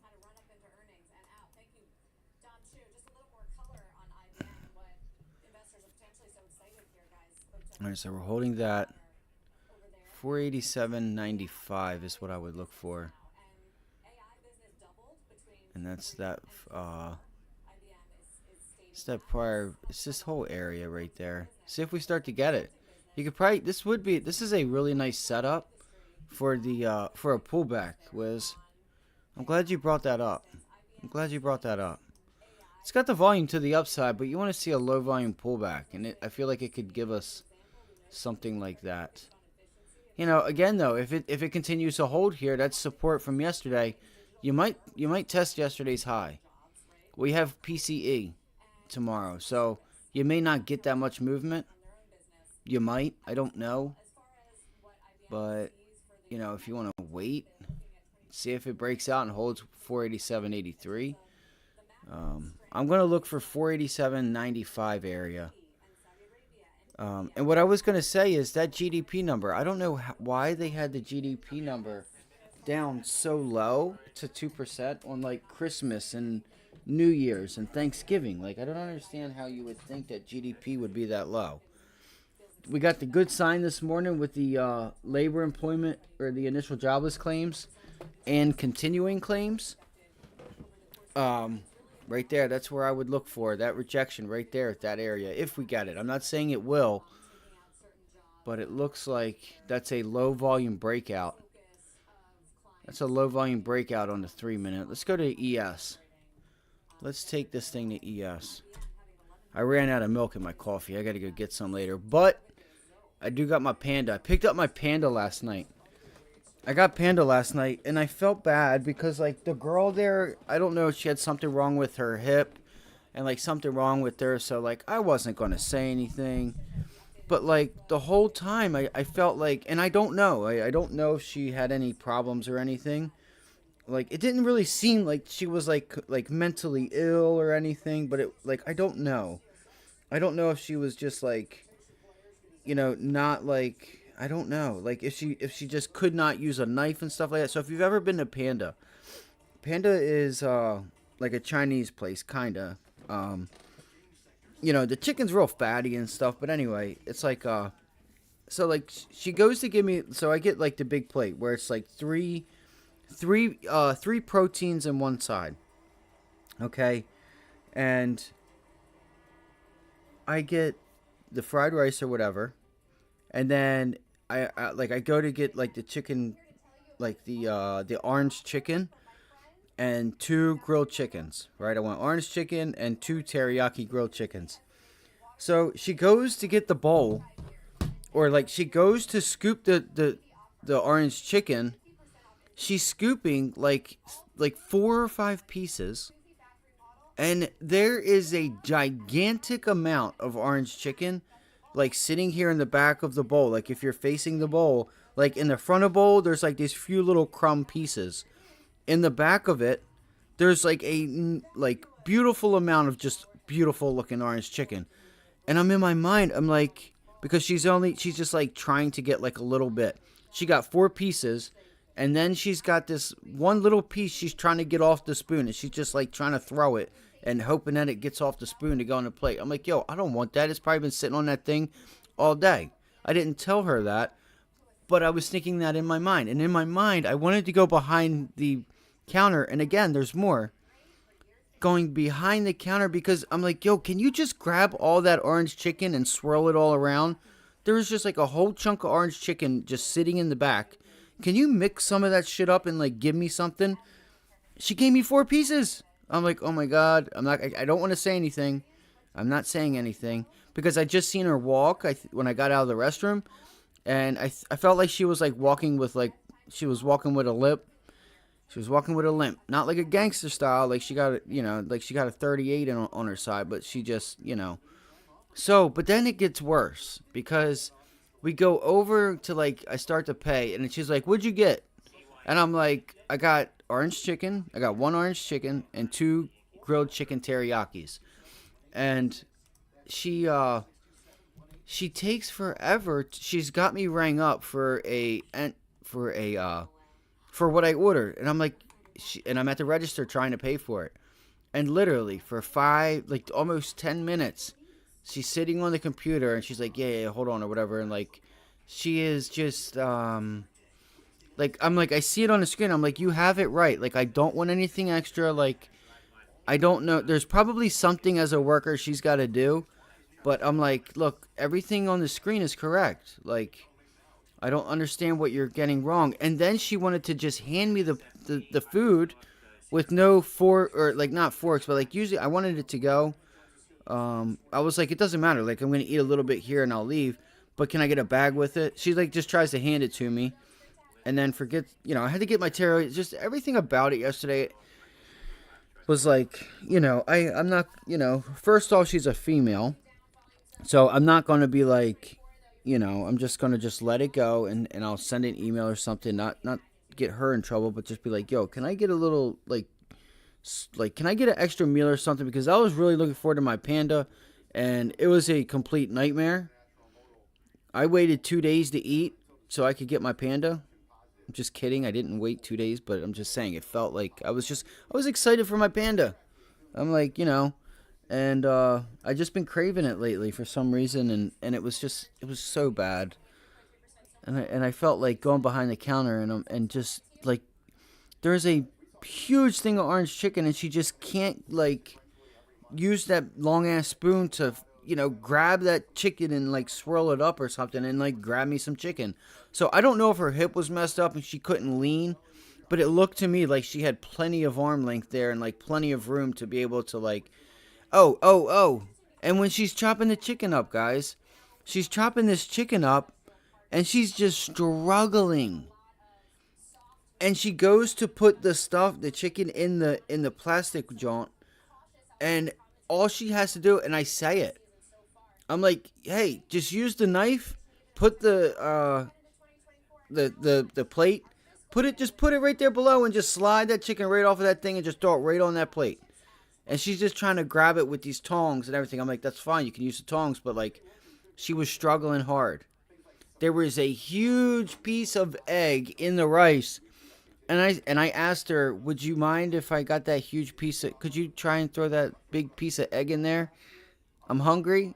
And she just like didn't hear me or something. So I think she was like not mentally there. And it was just, I felt bad for her because it's like she was struggling so hard on like the easiest things. So hopefully she has a better day. Or hopefully somebody that goes to Panda that orders from her has, that it doesn't happen to them, because it felt like, I don't know why it was just too much for her. So maybe there was something going on there. I don't know. It was an experience I wanted to tell you guys about because I waited all day. I didn't really like eat that much yesterday because I wanted to go to Panda.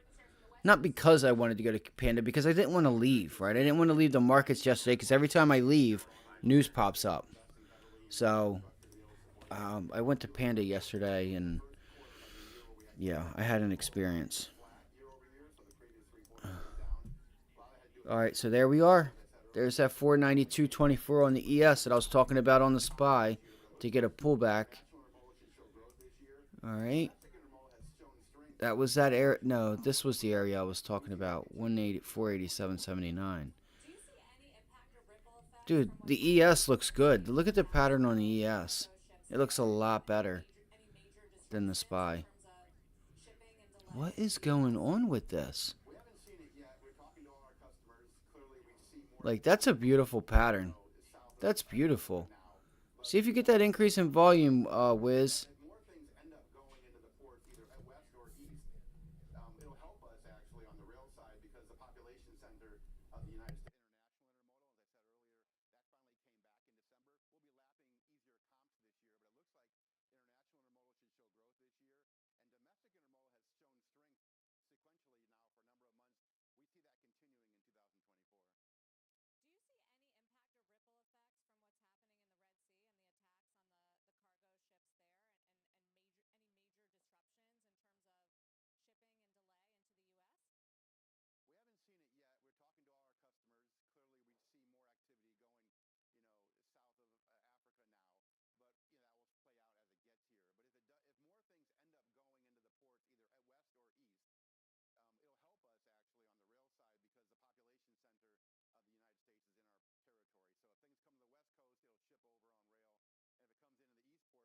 What is going on with my monitor?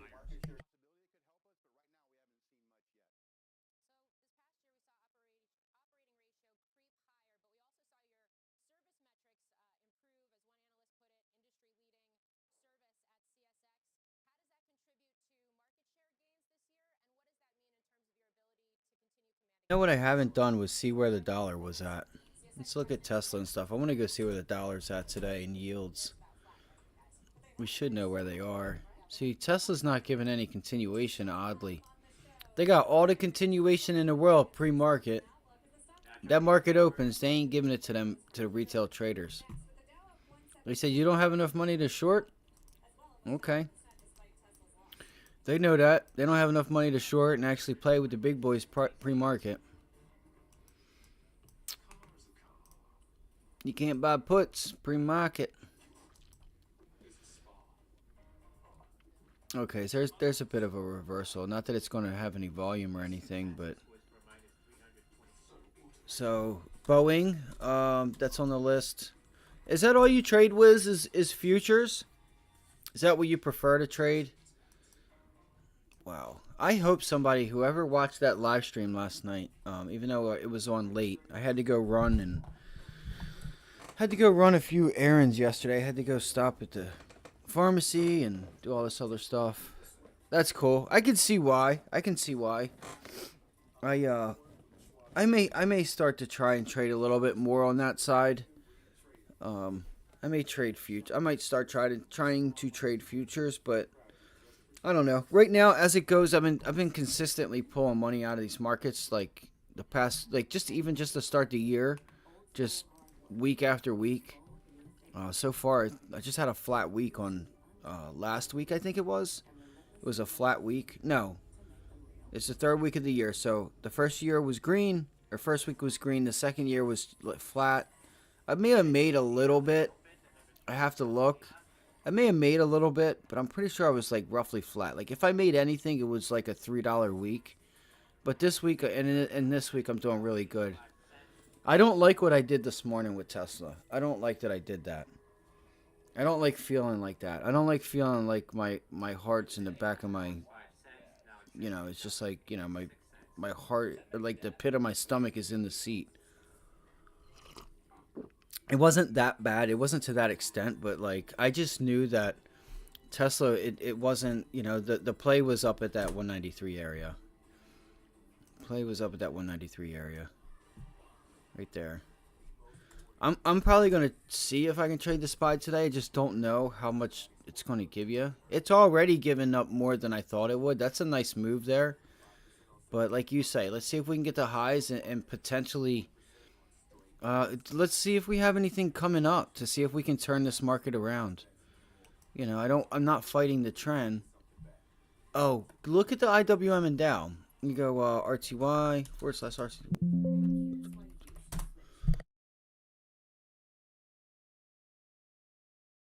So we're coming from the Eastern State Penitentiary today, just so you guys know. We're at the State Pen today. All right, the IWM. This is the Russell, excuse me. All right, so here's our hourly chart. We're coming back up into that area where we got a little bit of resistance up here. It's an area. Yeah, there it is. It's right there. All right, what I would look for, man, you have a nice increase in volume. I was going to say, if you get the Russell to start pulling back again, because we were looking to try to get short. It looks like it's turning that area into support now. I might have to go long. I think I'm going to go take a long on the IWM. Hold up. Let me see here. Let me look. Take a look. Yes, because we wanted to see this area reject. Hold on here. No, it was that area. Right there. Man, I love the levels on futures. You just can't beat them. 1 hour.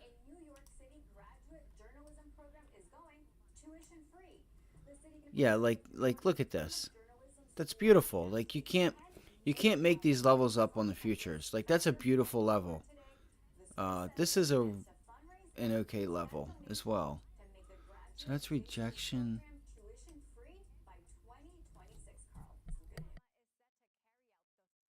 There it is. I had to find it there. I'm like, hold on. I know there's something I'm looking for here. Okay, so it did go below it a bit. So what I would like to see here on future, or even, just on the IWM, whether it's futures or not, is to see how we do right here, and we're trying to hold it. It looks like we just turned it into support. All right, and what do we have? We have an RSI that's popping itself up, but it's in a downtrend. I think that downtrend has turned itself around. Let's see if we get an extra pop and get this thing to overbought conditions. I'd like to try to get it to overbought conditions, which would mean we may have some resistance up at 216, right? 210, 216 area.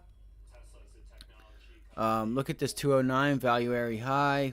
Let me fix that because I want to make sure that I have it on the month. Because now that we're a few weeks in, you know, you should already know, like when people have volume profiles up, like you should be able to look at the chart and tell. I mean, it'll take time. You know, if you've been trading for 2 years, I wouldn't expect you to.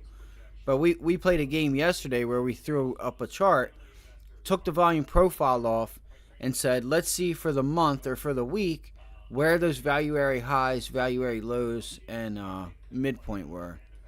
I want to do the month. Expansion, yes. Apply, bang, bang, bang, bang. Yeah, I'm with you, man. I'm gonna be here for the majority of the day, for majority of the morning.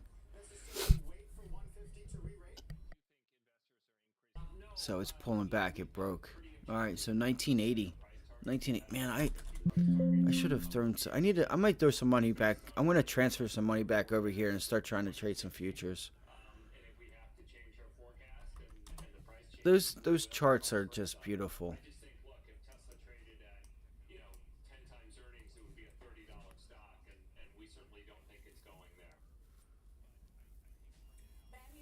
He said it was a $30 stock. Listen to this.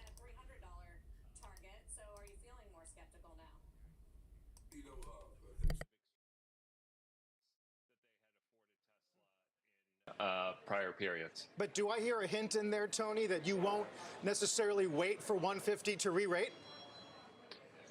No, you know, we've been pretty objective in how we set our price target. We've had our 150 price target for a couple of years now.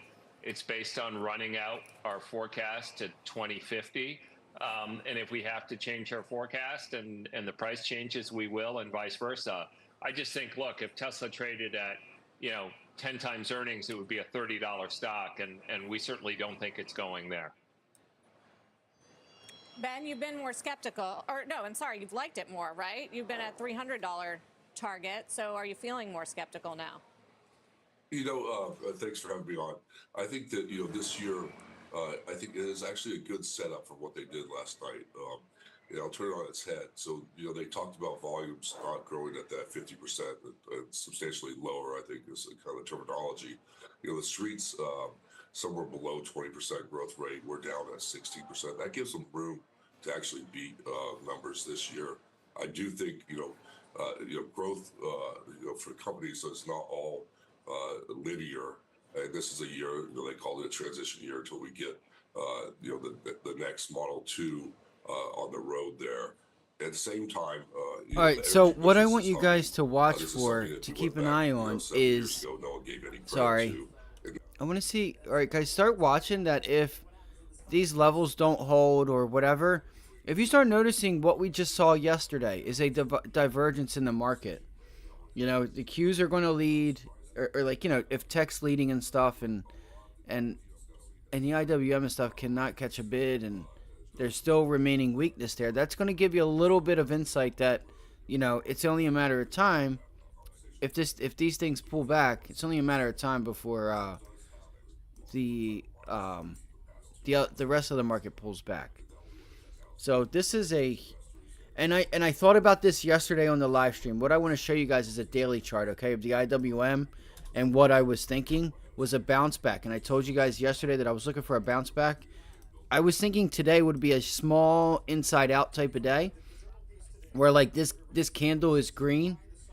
Okay, maybe I was thinking maybe this candle could be green, going to like 196 and rejecting 196, and then looking for the trade down to 193, 192. All right, getting this gap fill, 192.50. So let's see here. That's 20-day moving average. that I don't really pay attention to it with this because this thing likes the trade line, and where's your trade line? Your trade line's down at 194, 194.50. That's where your trade line's at, 194.44. So.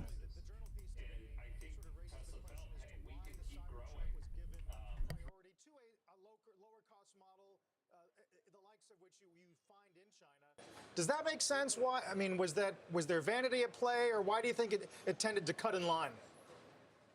Yeah, I mean, if I try and retrace some of the challenges that Tesla faces today, I think they made a significant miscalculation in estimating what they thought Model 3 and Model Y could do. So a couple of years ago, they believed Model 3 and Model Y could be 3 to 4 million units per year at the $50,000 to $60,000 price point that they had. That was completely out of whack with the addressable markets for those market sizes. And I think Tesla felt, hey, we can keep growing through 22, 23, 24 because we think we can get to 3 or 4 million units. And so I think that was the fundamental miscalculation. I think the second was they got enamored with doing something different, which was the Cybertruck, which has proven much more difficult to do. And so that has further pushed out the roadmap because there's been so much attention trying to ramp Cybertruck that it pushed out the low-cost offering. So it was a combination of both. One was a fundamental miscalculation about how big 3 and Y can be. The Dow's got a serious bull setup on it. Taking on a very difficult project, which they had hoped to launch in 2021 and only launched in 2023, which has further compounded the challenge and now pushed out the Model 2 to likely 2026. Maybe just 2 points on that real quickly. Sure, I think it's analogous to the Model X. They over-engineered. There was a test of their engineering skills that helped them with the Model 3 and the Model Y.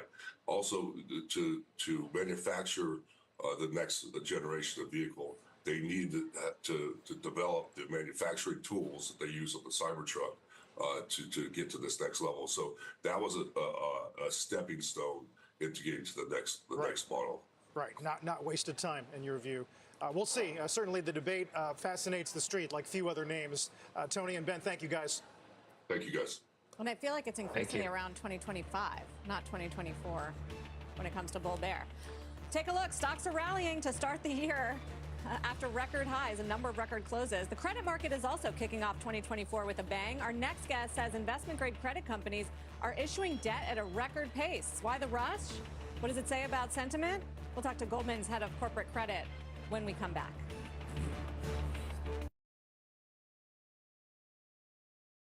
Man, Google looks to be the winner of the day so far. It's up 2.3%. That's a fairly nice move on Google there. Sorry, I wasn't watching the chat just there for a minute. I was kind of just browsing, seeing what we can. Man, look at Boeing. It's just going and going and going. Wow. Can I get into X yet? This is crazy, man. Like how I don't understand. I really don't. I don't understand. That was the trade. Boeing was the trade. That's a beautiful. I had a feeling it was coming because it just could not make any progress, and it was like, all right, like what? You'll notice, like, I know some people will call it the shot clock, right? For people that have been doing this for a while, because they understand that there's a time, like when this time like starts to come, it starts to get at least from a personal standpoint, it starts to get the mind like thinking like, okay, like as far as covering a position, let's say someone is short, right? How long is it going to take before they start saying, okay, we're not going down. We have been sitting at this level for a while. Like, it's only a matter of time before we start going to the upside. I took a few puts on Tesla, and I went bigger than I wanted to, so that was where I made my money today. But you know, it was a nice day for me, but it wasn't anything crazy. I couldn't sit in this thing. My stomach was sitting in my seat in the pit because it just would not give you the extension. But we took this pre-market low down to here. All right, and I said it before I did it. I'm like, yo, we got that pot. I should have got the 193. So we just got this, and then I was able to take this right there, and that was it so far. And this one, I'm like, yo, I'm so lucky I was just able to get out, break even. Not break even. I made money on it. But I'm saying, like, I'm lucky that I even was able to make money. Like, I was lucky. I feel like I was lucky that if I would have been able to get break even, because, like, it was a stupid move. I should have got it on that wick. Like, you know what I mean? Not halfway down through it. Because it went, and then it started pulling back, and I got in. I should have got in on the extension. I didn't hold Tesla for the simple reason that I wanted to see if we got 193 again. And it just was not giving us that move. Like, we called this failed breakout here that, like, let's see if it starts to break now, because it broke out. Now it's reversing. It's either going to hold it. If it doesn't hold it, then that's a failed breakout, and that's when you got that. So I was like I'm almost out of money. I went too big, too quick. So I'm going to have to like trade something like the SPY or something. So I couldn't take this because I'm not buying, you know what I mean? I'm not going to buy like one contract, two contracts. It's like, it's not worth it, but this is a nice move. Now, maybe it is if you're able to catch the majority of it. But yeah, I made money on Tesla. It wasn't a perfect trade. We'll cover it. I'm still looking for this trade right here, though. Look at Boeing. It gave it to us off of 209. So I'm a little upset that like they used Tesla as an scapegoat to send Boeing crashing. This is over a $10 move. Let's just look at some of these options, because I guarantee you, at least earlier in the week, was it earlier in the week that we were playing this, or last week? I can't remember. Let's just look at the 205s, right? We would have been in the 205s. At least 205 to 202. I'll look at the 202s. How about that? Let's look at the 202s, and let's go to the low to the high. Let's just see what they did today. I know they had to have paid, because the last time I was in Boeing, this thing just like, I couldn't believe the move that it made and the amount of money that it paid me. And since then, that's why I've had Boeing on my mind. Because I'm like, yo, this son of a bitch pays, and it's not even volatile. So they opened up at 50 cents, right? They opened up at 50 cents, $1.50. Now it's going to 400. So there is another opportunity that I missed where I could have easily taken a 50, 70, or $1.50, dollar contract and taken that 100 to 200%. How did the Teslas pay? Let's find out. Let's see here. Oh no, did I just exit out of that? No, I did not mean to do that. Fuck. God, I'm such an idiot. Let me go fix my shit real quick. Now I gotta go back and rewrite everything. Oh man. It's not that big of a deal, but it is, because I had it done with. And for people to think about putting their money in overall. I think also the run-up in stocks has aided a lot of pension fund rebalancing as they look at the opportunity with pension funding status at 15-year highs. That's an opportunity for pension funds to move out of stocks into bonds, effectively immunize and insulate their portfolios. What does it do to the hand-wringing about maturity walls in corporate America? Does it alleviate that somewhat? Well, there's no real maturity wall in investment grade. There's more of an issue in high yield. Now, that market has bounced back really nicely this year as well. We've seen 3 deals with a CCC rating get done this year. I think there were maybe 7 of all of last year. I think we had a 7-month hiatus with no issuance at all in the CCC market. And those deals getting done kind of mid-7s, mid-8s. So reasonable yields overall. So I think the health as that flows down into broader risk markets, I think it's good for the high yield market. It's probably good also for the equity capital market. I know you're in investment grade, but sometimes we look to sniff out trouble in the credit market as far as the overall economy, but it doesn't sound like you're seeing much. No, there's really no warning signs in credit overall. Very robust levels of demand. Again, I think the market is providing to investors not exactly the kind of supply that It sucks because it never saved, man. It's hard to save it. Even buying whatever comes out, and that's creating, I think, a very favorable environment for issuers. At the end of last year, Sarah and I would talk often about Treasury supply, interest costs for the overall budget. We're not talking about it as much right now. I'm curious as to whether you think that is sort of a short-term phenomena, and we will be again. I think we will. I think there's 2 or 3 themes in any one given year of really important macro. I think last year it was recession risk.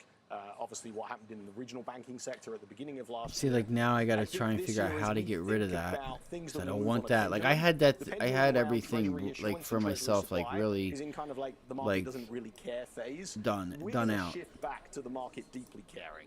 You know what I mean? It Like was only October where the market let's was see here. intently focused on refunding, was intently focused on the split of treasuries that Treasury would be Like I issuing. had the We saw, net change, I obviously, had bid. I got to significant go through move to all this higher again yields because in it won't treasuries. I save think it the if pendulum you will X out swing of it. back at some point this year to the market caring about that again, even with the 2 likely presidential candidates really not running on anything that mentions the word austerity. Is that cycle seasonal? Is it about fiscal year end, or why would it? I'm just thinking about October as opposed to now. Yeah, I think it's just when the market, when it hits the mood of the market.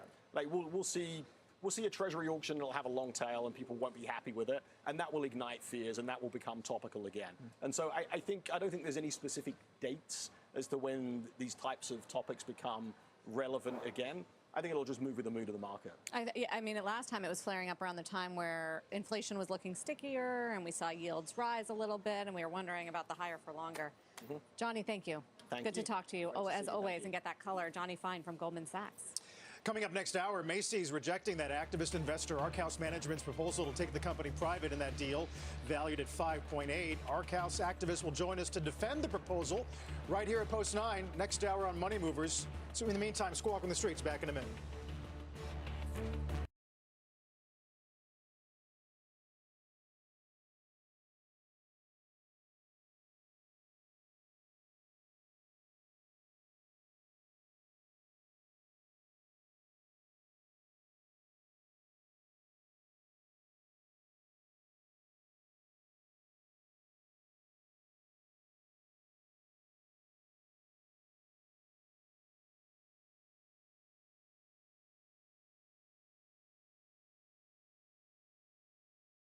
And I know I had these moved like on the ass side.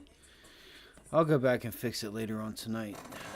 Look at Boeing, man. That's a trend continuation. I had a feeling that downgrade, this downgrade here, it was giving us the trade. Like we had Bank of America at our backs, and they were going to help us make money today. Look at this. I got to capitalize on this shit, man. This is going to get frustrating. I got one more day. I want a 100% trade. Look at this. It's going right down to 200, 198. This is crazy. The frustration, man. Those 202 and a halves are 400%. I hope someone was able to take that and not, sometimes it's better to not look at like Tesla because of those days where you have Boeing that's setting up for a big short. Right? Look at that. Bang. That's crazy. Fudge me, man. It's all good, right? At least we were able to put this out, and if someone finds it, you know what I mean, then they can do what they want with that information. I try to provide it. I try to put us in the right spots. That's one of the best qualities that I have, is being able to put myself in the right position of the market. I just got to start taking advantage of it. I got to put taking advantage and being in the right spot, and I got to put them together. I got to put them out. I got to introduce the two and take them on a date. Have them get to know one another. Let them know that, man, you can have anything you two can have anything you want. You guys just get together. Y'all be a hell of a team. You know what? Maybe I'm going to start doing this, and I'm going to write it down. Maybe I'm just going to start putting out orders. Maybe I'll just go ahead and say, I'll use the price so that I already know that if it gets to that number, like if it gets to like, I'll say like 209, that I'll have contracts bought. Maybe I'll do like 10 contracts for starters, and like if I get entered, I'll like go, I'll go look at it, get the notification, go look at it and see like, okay, do I want to stay in this? Do I not? But just put the order out so that it you can possibly get the fill. You're just taking a chance on, it not either getting to your entry or, I just gotta, maybe look at them and take it. I was watching Tesla this morning, but I also, so this morning I was thinking, I'm like, yo, everybody's going to be watching Tesla. Boeing just got downgraded by Bank of America. Bank of America's helping out. They know everybody's going to be watching Tesla, so they're going to take this thing and sell it while everybody in the market's looking at Tesla. The institutional traders, some institutional traders are over here just banging money, right? Just having a wild freaking what party with Boeing. You know what I mean? So, and I had that feeling this morning that this type of price action would happen, and it's happening. I don't know how I missed this because I think it fell out of bed. I don't know. Right here, I think I had this opportunity, and I never took it. I don't know. I have to rewatch it. I know I was watching Tesla this morning though, so look at this. This is nuts. I gotta leave. I gotta leave Boeing. That's gonna make me sick. That's gonna make me sick.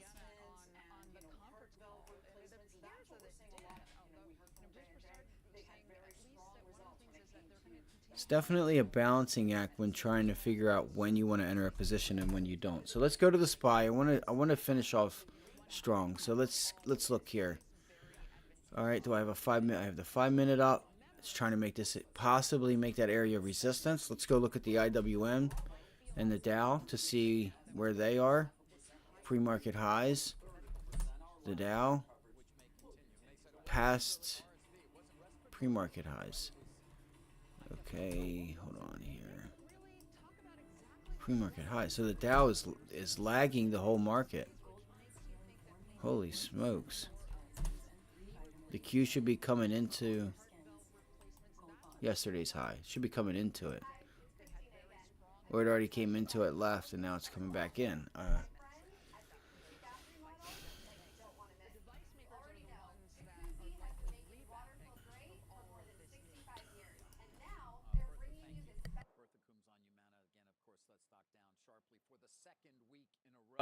Overall, though, stocks having a pretty good day. The Nasdaq up almost 0.5%, and the S&P 1/3%. Our live market coverage will continue right after this.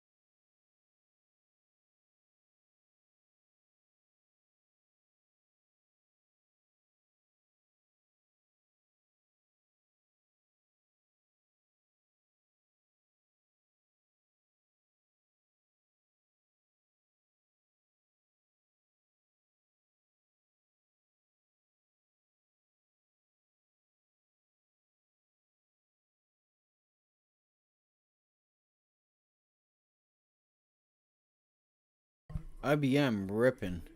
IBM is ripping. Alright, so there's Snowflake again at this level. See what she can do. See if she can even do anything. I got one more day, man. I really got to focus and say, yo, how are you going to do this? Are you going to manifest that 100%er? Or are you going to manifest and complete the mission? If the market gives it to me. You know, the day's not over with right now, but I doubt I'm going to get 100%. I hate to trade a weekly, and I'd rather find something with follow through, like Boeing, but sometimes it's not like that. Sometimes you got to do what you got to do. Boeing's long gone. So Snowflake up here at resistance. Let's go look at the overall markets as far as like the direction. So let's look at UNH. Look, damn, getting smoked. I love how there were people saying that this was going to break out. And, oh, look at healthcare. It's going to break out. We're at a bull market. You fucking dumbass mother trucker. This thing been trading sideways for 2.5 years. 2.5 years it's been trading sideways. It ain't going higher. It hasn't even broke above the highs. Like, if you look at that daily chart of UNH, it hasn't even broken above the highs. IWM. JP Morgan. Good Thursday morning. Welcome to Money Movers. I'm Carl Quintanillo with Sarah Eisen, live on the floor of the New York Stock Exchange. Today, the first of the Mag 7 to report. Tesla's down big as Elon Musk and co. warn of a slowdown. We'll get into guys, doesn't it feel like the markets, at least just looking at this, I just brought up healthcare and I'm looking at the banks. It feels like we're going to start getting a pullback here. I feel like we could start to get a pullback. It feels like the markets might want to pull it back a little bit. So there's JP Morgan. We went there. AAPL. Let's look at Apple. Apple's up at resistance. All right, so I think I'm going to look into try to grab some puts. I'm making up my mind right now because, you know, you have Google going, that's cool and all. All right, Amazon going back up to resistance. Let's look at Microsoft, MSFT, Nvidia, AMD. Let's look at those, not really AMD, but Nvidia. All right. Damn, Microsoft's still making highs at 400 and some. A really low volume day. A really low volume day for Microsoft, so that's a good sign.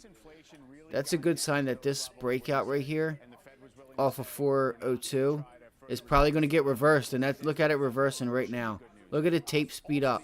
What time is it? 11 o'clock? Right on time, baby. So let's look at Meta. That was Microsoft. Meta is at resistance. Okay, Meta's at resistance. Viva la resistance. Let's go to... what do we got enough money for right now that we can just like kind of put on and not have to worry about? A possible 382.50 maybe? 382.50 maybe? Sorry. What do we got? What do we got? What do we got? What do we got now? No, not 382.50. That's insane. What's the ATR on Meta? I thought it was like $6 from high to low. I gotta hurry up if I'm gonna do this. If I'm gonna do this, so this is a nice candle. What is that? 360 to 372. That's a $12 move. 375 to call it 375.50. Call it 376. 376 to 367. So this thing moves about $10. Right? This thing will move about $10. Yeah, 358, 368, and it's getting smaller as we get up here. 382, 388. What is this candle? 385. 395. Okay, hell yeah.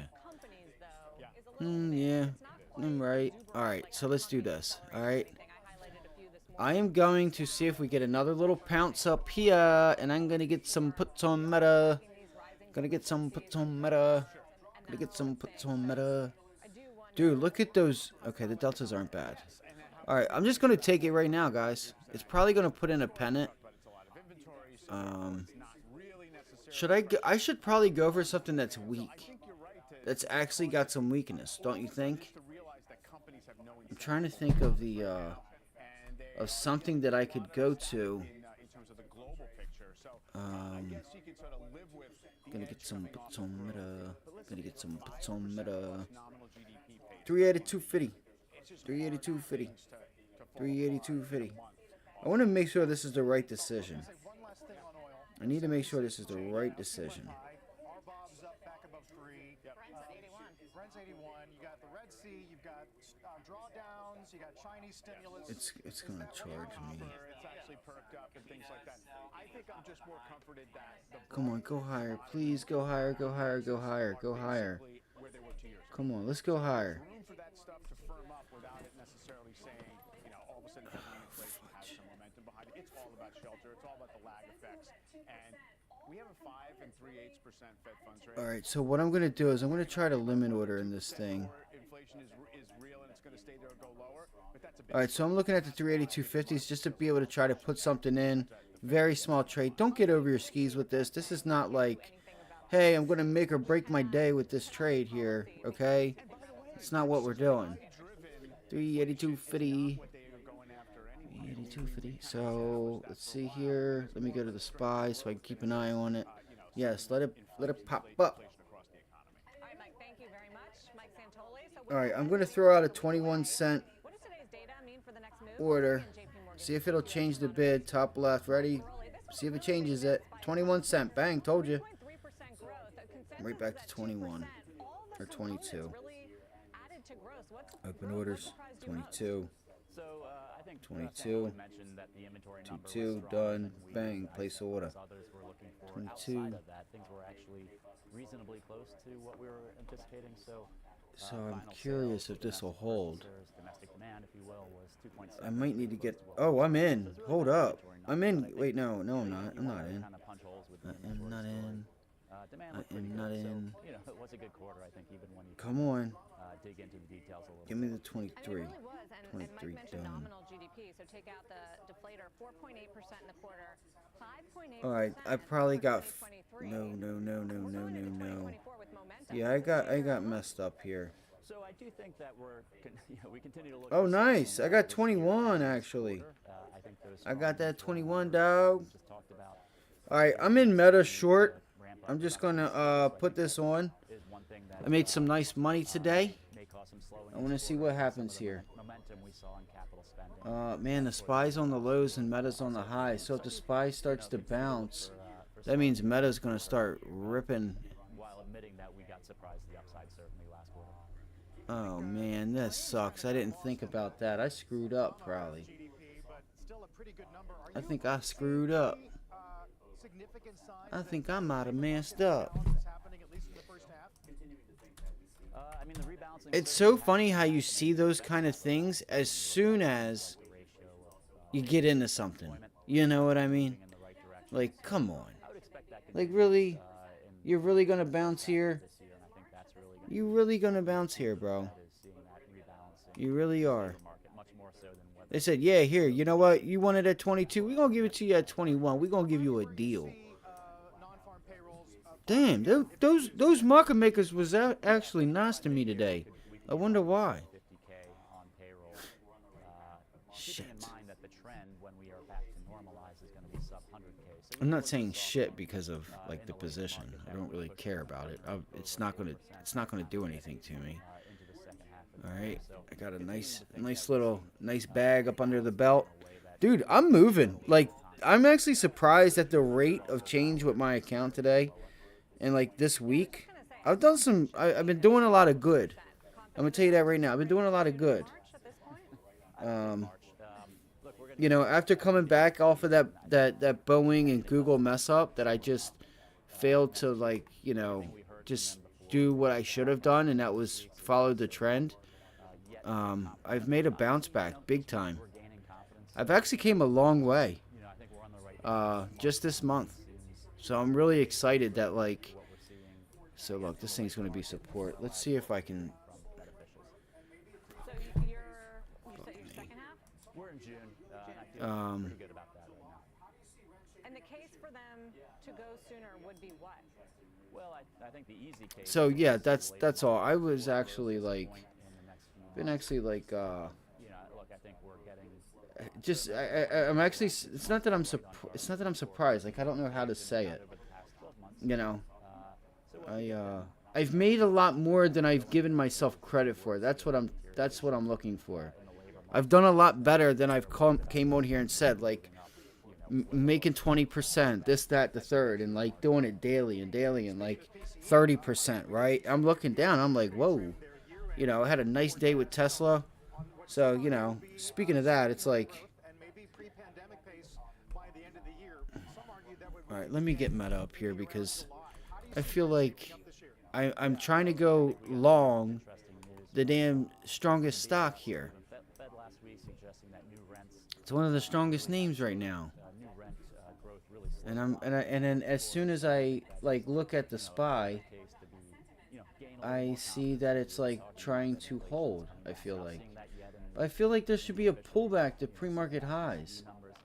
But I think So I'm gonna just chill. I'm just gonna relax. a pretty important piece of the puzzle. Not that I'm like, you know, not that like my like Not to make it too my political, stomach's but at we a are in pit an of the election seat, year, and I I'm wonder, like, oh like, my where god, do oh you my think god, I'm unemployment sweating is bullets. likely This to be position's too big. I can't handle it. when Americans are going to go Um, vote? Yeah, I mean, I think on unemployment will probably be pretty close to 4%, which would still be above where we are now, but still pretty. I gotta have a limit order out here. I don't even have limit orders. Inflation will probably be Come on, bro. between 2 and 2.5%. What are you doing, dude? Not exactly 2%. What are you doing, dude? Certainly not a terrible number. And still growing, you think? What about that sentiment? I was going to throw out a 25. Sentiment has been, certainly by the Michigan measure, still looking pretty bad. I think perhaps a lot of that has. I want to try to sit in this thing for a little Even bit. though price gains have slowed, price levels, particularly for things like gas and food, are pretty high. And I think that is something that, until wage gains pick up or continue to grow to meet those. All right, so let's go through this chart real quick and analyze what we got going on here. Let's dig deep. Let's dig deep.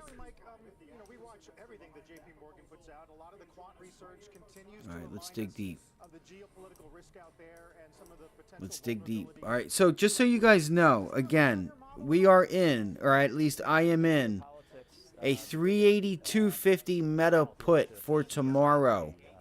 This is risky. Do not trade it. Okay? Meta is strong. It is up high.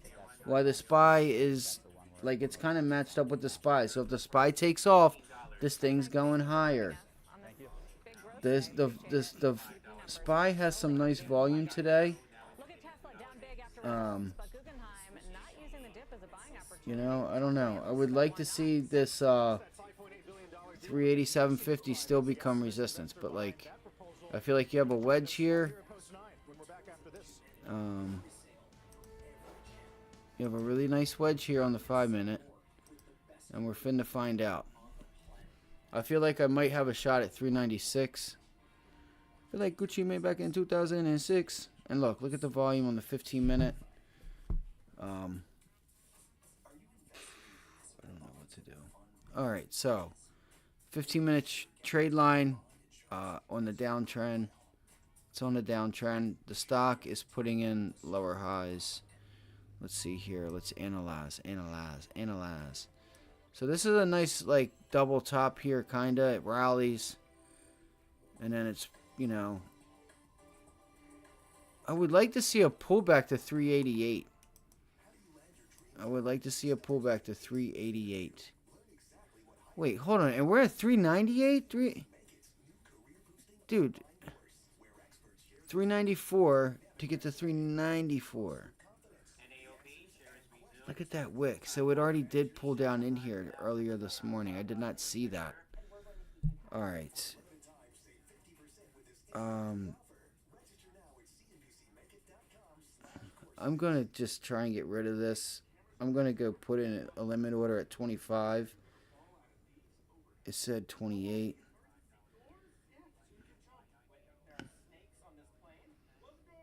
It's not going to give me 25 because they have orders at 24.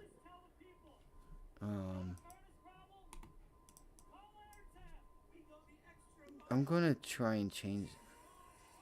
Wait, what is going on here?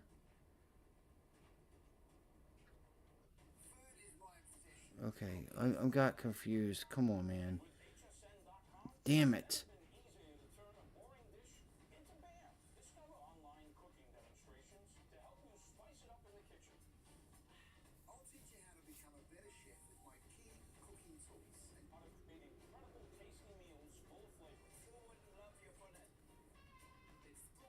Let's go. Let's go, baby. Let's go. All right, guys. I got out of that 25 cents. Or 24 cents. I'm sorry. Yeah. 24 cents. 24, and there's your 25. There's your 25. So, I want to wait. If we get a bounce up to, like, highs, I'm still, like, in search for the old, Hunter percenter. All right. Oh, nice. I still got. Wow, nice, nice. I'm Gucci. I can still put on a few more trades. I've been busy today. All right, there goes the SPY bouncing up. It bounced through that area. That's why I got rid of Meta, because I'm noticing that the SPY could possibly have resistance up here at like 488. But what I want to do is I want to get Meta. If I can get like a short, I want to make sure that she's weak, right? Look at this 15-minute volume. All right, you got some sell side volume like right here. It was mixed on the buy and sell side. Let's see what happens. So now the 15-minute trade line's coming underneath. I don't want to be short something that's kind of strong, right? Like looking at Meta's chart, it looks a lot better than to the upside than a lot of the other ones that do have a bit of weakness. Wait, it could start to do it here. Like that's a nice 1 minute pullback to here, to 393. That could be a short if it gives you the extension. If it can give you that pullback. With it being 11:30, almost 11:30, they should be able to come in and sell this thing down here to this area. 393. They should. I think the SPY can pull back. I do. I think the SPY can pull back. I'm hoping it does. 15 minutes. Trade line. Look at the volume, guys. There's no way I should be in puts on this name just yet. It's not time. Suggest that Tesla's not done cutting price if they want to grow volumes. We've seen price cuts in China and Europe quarter to date. Right now, the Model 3 in most markets is priced on top of the Model Y, which is an historical aberration. So we think there's more price cuts to come, and we're pretty confident in that. And then volume downside, both this year and next versus the street, seems pretty likely. I would say the other four bear thesis points. Real quick too, I wanted to say that I had a few ideas for the watch list in the afternoons that I might start doing. I'll tell you guys about it a little later. Consumer demand, meaning, are there enough ancillary concerns about charging or infrastructure or range or even cultural issues surrounding Tesla to which price might not matter as much?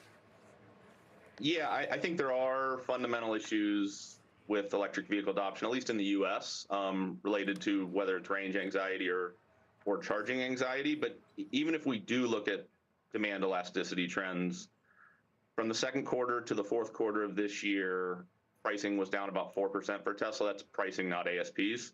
There's also some negative mix embedded in that. Volumes effectively didn't grow. When we adjust for the Model 3 downtime in the third quarter into the fourth quarter, there was a benefit. So I think even to have flat volume growth over the last several quarters, we've seen negative pricing. So to grow in 2024, I think the challenge becomes increasingly difficult without cutting price. When do you expect that growth to come back? We expect volumes up this year, to be clear, but we're assuming they get there via price cuts every quarter in our model throughout 2024. So we are at 2.05 million units for 2024. I think that's probably ultimately where investor expectations settle post yesterday. But without price cuts, I don't think Tesla can effectively grow off of the fourth quarter base, at least in the near term, with kind of the macro interest Yo, rate they are dynamics. talking Tesla down What like about the crazy, Cybertruck? How does guys. that That's figure crazy. into You your guys hearing numbers? And this? what's the time frame? Everybody just talking we it down. have Talk it 40,000 down. units of Talking their deliveries book. in 2024. That's It's a bit crazy. tough. So there's a wedge Tesla here hasn't on natural included it in their gas, delivery on data yet, which UNG. makes it See tough what for us happens to there. track the ramp. But I think Cybertruck, the gating factor ultimately in the near term is how many vehicles Tesla can produce, because the reservation list is reportedly so long. So I think ultimately that comes down to kind of the unique manufacturing challenges with. I am the really Cybertruck, happy, guys, which we with think where will I'm be- at. will be a And challenge yes, in it could have been a 24, hell of a and lot Elon bigger, and I'm Musk going to get has it. largely echoed that. I'm going to get these big trades. Finally, I wish I would have traded Boeing instead of Tesla, but you know what? I'm happy. I got some nice hits. Like I'm actually like thinking in like my entire account, like just the first few weeks, because I went back, right? I went back to my trading and I'm like, yo, this is all because I needed a win. All right, I'll talk about it later on the watch list, but you know, sometimes when you're down, man, sometimes you need to just worry about getting a win. Right? Not worrying about how much you're going to make, but just get a win. And just keep it simple and just get a win. So it's really helped. It really has. I'm like, dude, I've came a nice way from what I was doing to myself a while ago. Had to change the game a little bit. The, as Elon Musk refers to it as, is going to be quite challenging for this vehicle because it is unique in terms of the manufacturing processes that Tesla is trying to employ. So expectations even into 26 probably need to be tempered for how many units Tesla can actually deliver on the Model 2 or next generation platform. Yeah. Interesting. Sarah was just mentioning a lot of the debate this morning is about 25 and maybe 26 as well. Ron, appreciate that very much. Fascinating call last night. Ron Yesikov over at Guggenheim. Thanks for having me. Meantime, some new housing data out today. We're going to sift through the numbers with Ivy Zellman for a look at what it's telling us about the state of the industry. Plus, we are watching Humana and the ripple effect on the entire healthcare sector this morning, which is weaker. The company reporting a surprise Q4 loss, issuing weak guidance. Higher Medicare Advantage costs, a big reason for the lower than expected outlook. The stock hitting its lowest level since May 2020. Stay with us.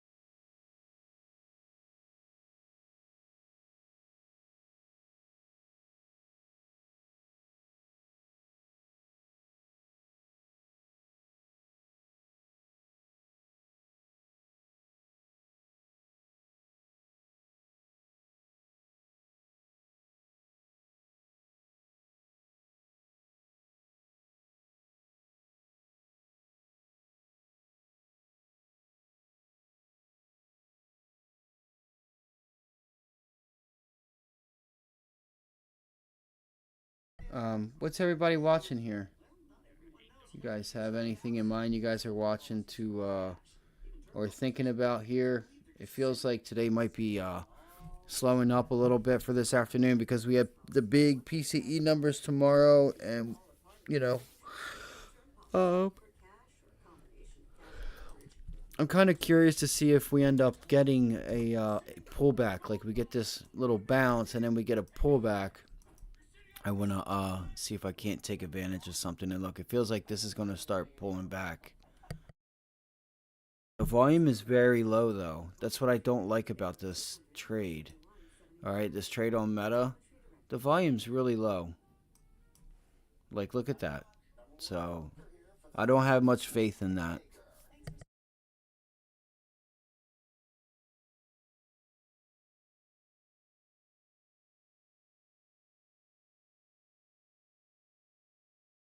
I need to be able to, I'm going to hopefully tonight get some sleep. I'm going to put the watch list out early. We'll cover the Tesla trades and stuff later on.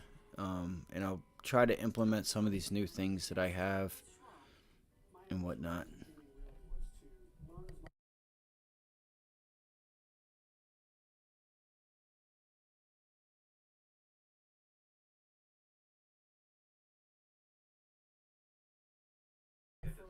This is a sign, man. Look, they want Nvidia. They want to own it day after day. Look at all the buying. They just want it. They want Nvidia. Yo, what price is it? Okay, cool. Can you give me 5?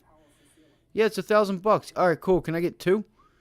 Hey, Johnny, can I get 10 of them? Yeah, but it's gonna cost you $1,300 though. All right, it's like the watch game, right? It's just going from one hand to another, and it just everybody wants it, and it just getting their little 10-15%. You know, it's okay. Their earnings have reported. They're just, you know, they're a solid company. So I could see. I'm curious to see if Nvidia starts to do an offering. Maybe they do. Maybe they don't. Okay, maybe they do. Maybe they don't. Not like an offering, but like they do a share split.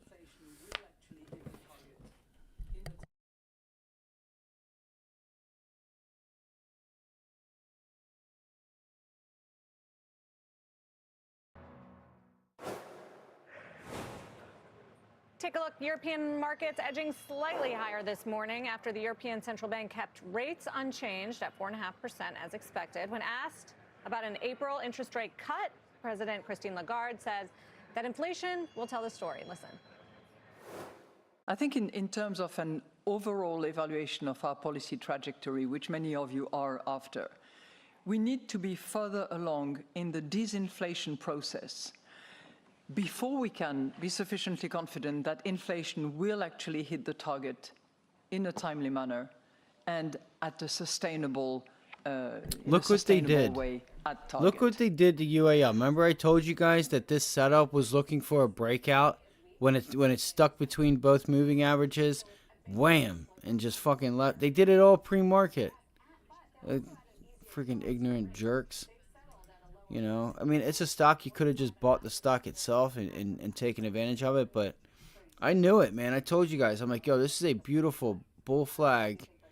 You'll probably get to like 43.50 area. You know, you at least got room up here to 43.50. But there's the pullback. You might be able to take a long, you know, if you so choose. Because we're at the same policy right now. They're at wait and see. They're hinting that they're kind of not at cuts yet, but they're open to it. But here's the difference. Germany is weak and potentially in recession. And so bank lending has slowed down much more there in Europe than here in the U.S. But they're also at an easier policy rate. They've settled at a lower rate than the U.S. We're at 5.5%. They're at 4.5%. So an important sort of difference to keep in mind as well as we look for the first cut. I don't know. Who do you think goes first? I don't know. I mean, Canada tends to lead us, right? Doesn't it, by a meeting? It does, yeah. But I think the Fed's, I don't know. They're all kind of looking around early second half. Yes. We're going to watch it. Meantime, pretty tight range this morning at 48.90. Let's get a news update with Silvana Hanau. Hi, Silvana. Hey, Carl. Good morning to you. A sentencing hearing for former President Trump advisor Peter Navarro underway right now. A jury convicted Navarro on contempt of Congress charges last September for not complying with a federal subpoena related to the investigation into the January 6th attack on the Capitol. Each count carries a minimum sentence of 1 month in prison.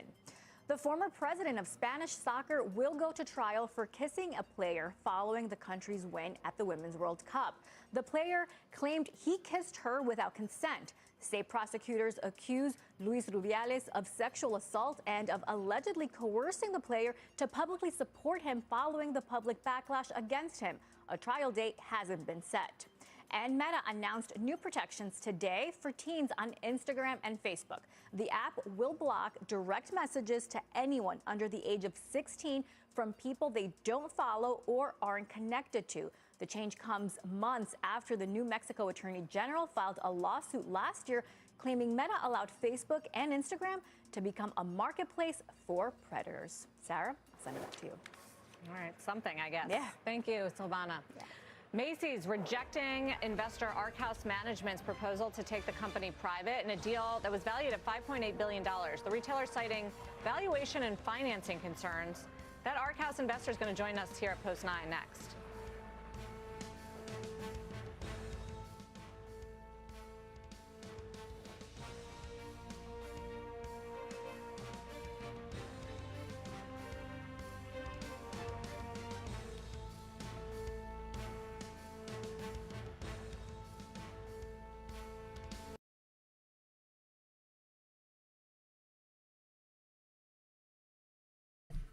Oh, Art Cashin's coming up, guys. I was talking about him the other night.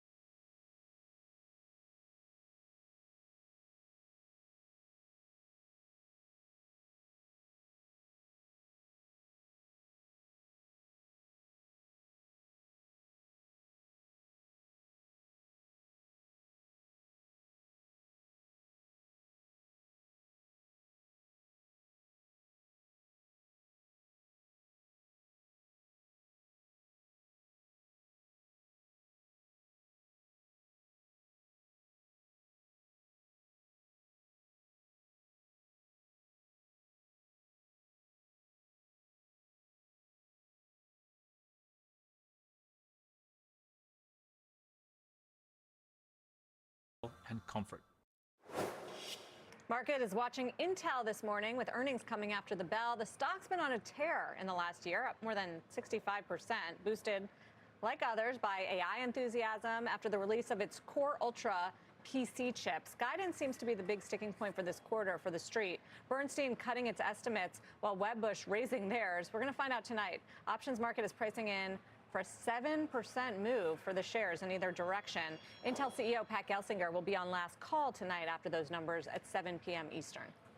Meantime, Macy's, as you may know, rejecting investor Arkhouse Management and partner Brigade Capital Management's $5.8 billion deal to take that company private. Macy's says in a statement the board has determined not to enter into a non-disclosure agreement or provide any due diligence information to Arkhouse and Brigade, adding the offer, quote, failed to address its board's concerns regarding Arkhouse and Brigade's ability to finance their proposed transaction.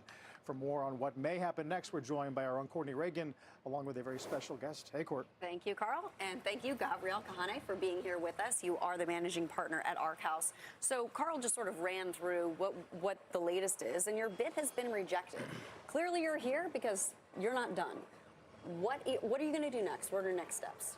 We're certainly not done. I thought they said Art Cashin was going to come on. I still think he might. He usually comes on a little bit earlier, maybe around lunchtime, maybe like around this time. Let me see if I can see if he is going to come. I could have swore that they said that he would, Maybe I mixed it up for this. I'm not sure.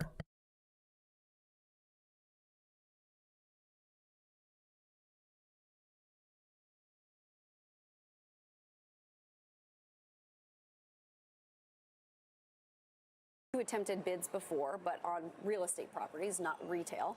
Those ultimately didn't go through the way that you had hoped for them. So why do you want this company? Yeah, so great question. I think firstly, as a shareholder, both of those prior campaigns resulted in big wins for the rest of the holders of those stocks being taken out at significant premiums. In the case of Columbia Property Trust, we were able to deliver our investors an almost 1.4 multiple in 10 months, and Preferred Apartment Communities, the other you mentioned, a 1.9 in 4 months or so multiple on invested capital. And really what that represents All right, is let's see what we're going to do here. big This is where things underappreciation could get a by the little public dassy. markets of Things could get a little dassy here for the S&Ps. Doesn't mean they will, but they could. All right, they could, and that's always good, right? So there's a chance. So you're telling me there's a chance. I'm telling you there's a chance. I'm telling you don't have a shot, but there's a chance. Can we get a big premium bird in the hand today, or should we give management the opportunity to try and find us two in the bush in the coming years? And so you are not the first activist or even private equity fund to come in and try to unlock the value of Macy's real estate. Others, frankly, have been bigger and have a lot more experience. Why do you think you can do this better? Yeah, so I think in both prior campaigns, I think you're referring to Starboard and Jana. That's right. Both activist investors were really recommending to the board that they make certain changes to enhance shareholder value. That's really not our approach. Our approach is raise the capital to take a company private at a big premium and present that to the board, and ultimately to shareholders if the board is not willing to engage. So I think, Starboard, as an example, cited, $21 billion of real estate value. It's certainly not our view, unfortunately, today that there is $21 billion of real estate value, but there's a lot. And shareholders should be able to benefit from that that underappreciated, underutilized, unharvested real estate value by being taken out at a premium, so that we can improve the business, behind the scenes as a private company, so it can live on for another century and a half. Do you have the financing to do this deal? We do. Because Macy's alluded to the fact that it wasn't really a credible bid. Yeah, it's an interesting statement by Macy's, somewhat perplexing to us. I think their criticism of our financing was confusing, vague in a lot of ways, and we can speak to the vagueness, but and you just have incorrect in other financing ways. fully committed? So at this point, without, we have financing as progressive as it can be, given the information we have. We've encouraged the company to give us access to diligence so that we can get our financing committed. At this stage, based on public information, there isn't a bank in the world that would give you committed financing, and that's just par for the course. No, but there are standard preconditions, and all of those are exactly in our highly confident letter. In other words, nothing that we've shown the company is anything other than exactly standard, which is why I found the response so frustrating and confusing. And we could talk specifically about some of that. Firstly, with respect to the company's assertion that our equity is thin at 25%, that's just a misrepresentation of what we illustrated to the company. We showed them 50% equity. With respect to their assertion that there are preconditions in our highly confident letter that are atraditional, that's not true. I don't even know what they're referring to. And to the extent they had any of those concerns, they could have just asked us in the 2-month process where we were privately engaged with them. After every one of our calls between our advisory firms, their response to our advisors, after our advisors probed, was, we're not seeking any additional information at this point. What about thoughts about the retail model beyond real estate? How difficult do you think it's overestimated how hard it is? No. I think retail's tough. I think retail's tough in general. I think the great news for Macy's is that they have a really strong and resilient revenue base. Their expense base might be a little overly strong, and we have specific plans to kind of turning this company, as I said, into really a growth story, maybe not a top-line growth story, but a growth story so it can thrive and survive for decades to come. So if you were to take this to shareholders, obviously in their best interest, they want to make a profit on it, but I assume they also care about the future of Macy's. You don't have any retail experience. So to follow on Carl's question, what would you do? And why do you think it's easier or better to do that privately than as a public company with your stake, which you're not disclosing, but you say is significant? Yeah. So as a public company, it's just that much harder to make big pivots. This is a, over 100-year-old company. It's a sacred cow of a company, and a lot needs to change. That's not to say that it should cease to be a department store. If anything, the opposite. It should, be the last man standing in department stores. But we don't see that happening in the public market. I think, as a publicly listed company, it's somewhat of a melting ice cube. I mean, you look at shareholder returns over the past decade, and I think it would be a real shame if Macy's didn't take advantage of this opportunity that they have here today to realize a premium for their shareholders. There is a report today that suggests that Sycamore Partners may also be interested in Macy's, perhaps not as far along in the process. We got a no comment officially from Sycamore Partners, but they have significantly more experience in retail. You're a shareholder.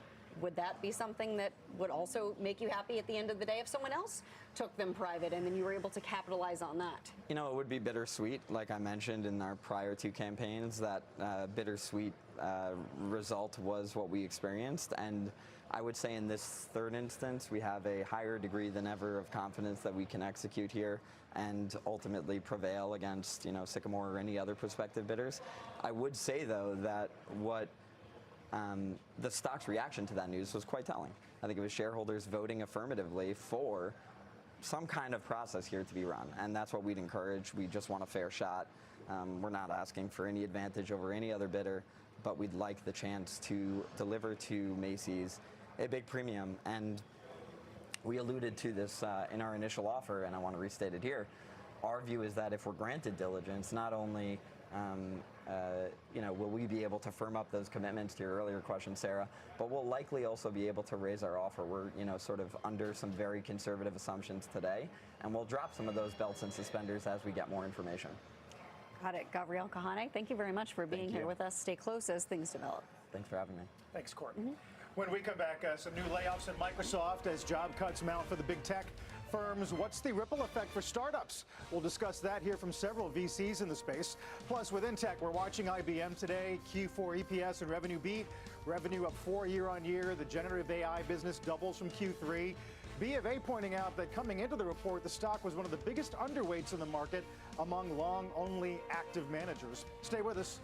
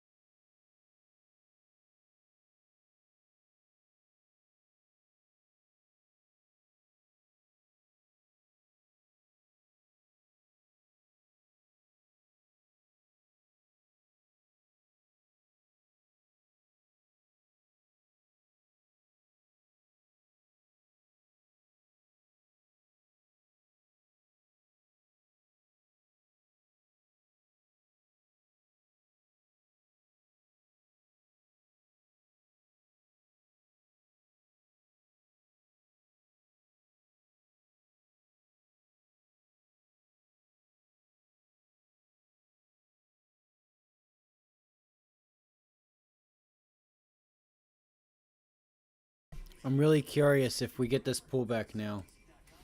I was getting a little tired here because I haven't been getting much sleep, but let's see what happens. Let's keep an eye out and see if we can start to get a pullback. Pull back. Pull it back. Pull it back. Pull it back. I am tired. I am exhausted. I don't ever sleep. It's gotten to the point where I'm falling asleep. If it does pull back, you got to watch this area 48, 486, 89. Okay. Look for pre-market highs. That's where I was trying to take her to. It was 486 area. And I was watching Meta. The old Met to the, it pulled back. Of course it did. Why wouldn't it? Why wouldn't it pull back? Right? Why wouldn't old Medi pull back? Microsoft cutting almost 2,000 jobs at Activision Blizzard and Apple? Xbox as the tech landscape Microsoft. resets. What is the story now Microsoft for cutting startups? 2,000 That's the focus jobs. of There's today's Tech Check more. with our Deirdre Bosa. Morning, Dee. Hey, good morning, Carl. It has just been a brutal year so far for tech workers, and behind the scenes at these private startups, it is even worse. Former Silicon Valley darlings like Brex recently cut a fifth of its workforce. Discord 17%. I was saying, yes, I sat down it this really morning with has. VC and founder Jack Abraham of Atomic, who thinks that 2024 will be the year of the mass extinction event for startups as cash dries up. Have a listen. If you look at the data at the end of last year, so December timeframe, 2/3 of all of the startup companies had less than a year of runway left in the bank. That's really concerning. So during boom times, companies tend to raise debt. It's very easy to raise. Companies are now tapping into that debt. A lot of them are actually out of their equity capital. And all of a sudden, those debtors can come up and they can say, hey, we need to be paid back. And companies can get caught in a really tough spot. So this year, we're certainly going to see some sort of a mass extinction event as companies run out of capital. Sometimes that will involve wind down. Sometimes that'll almost put companies on what venture capitalists like to refer to as a zombie path, a zombie company, which is slim it down, don't take sort of the press hit from it.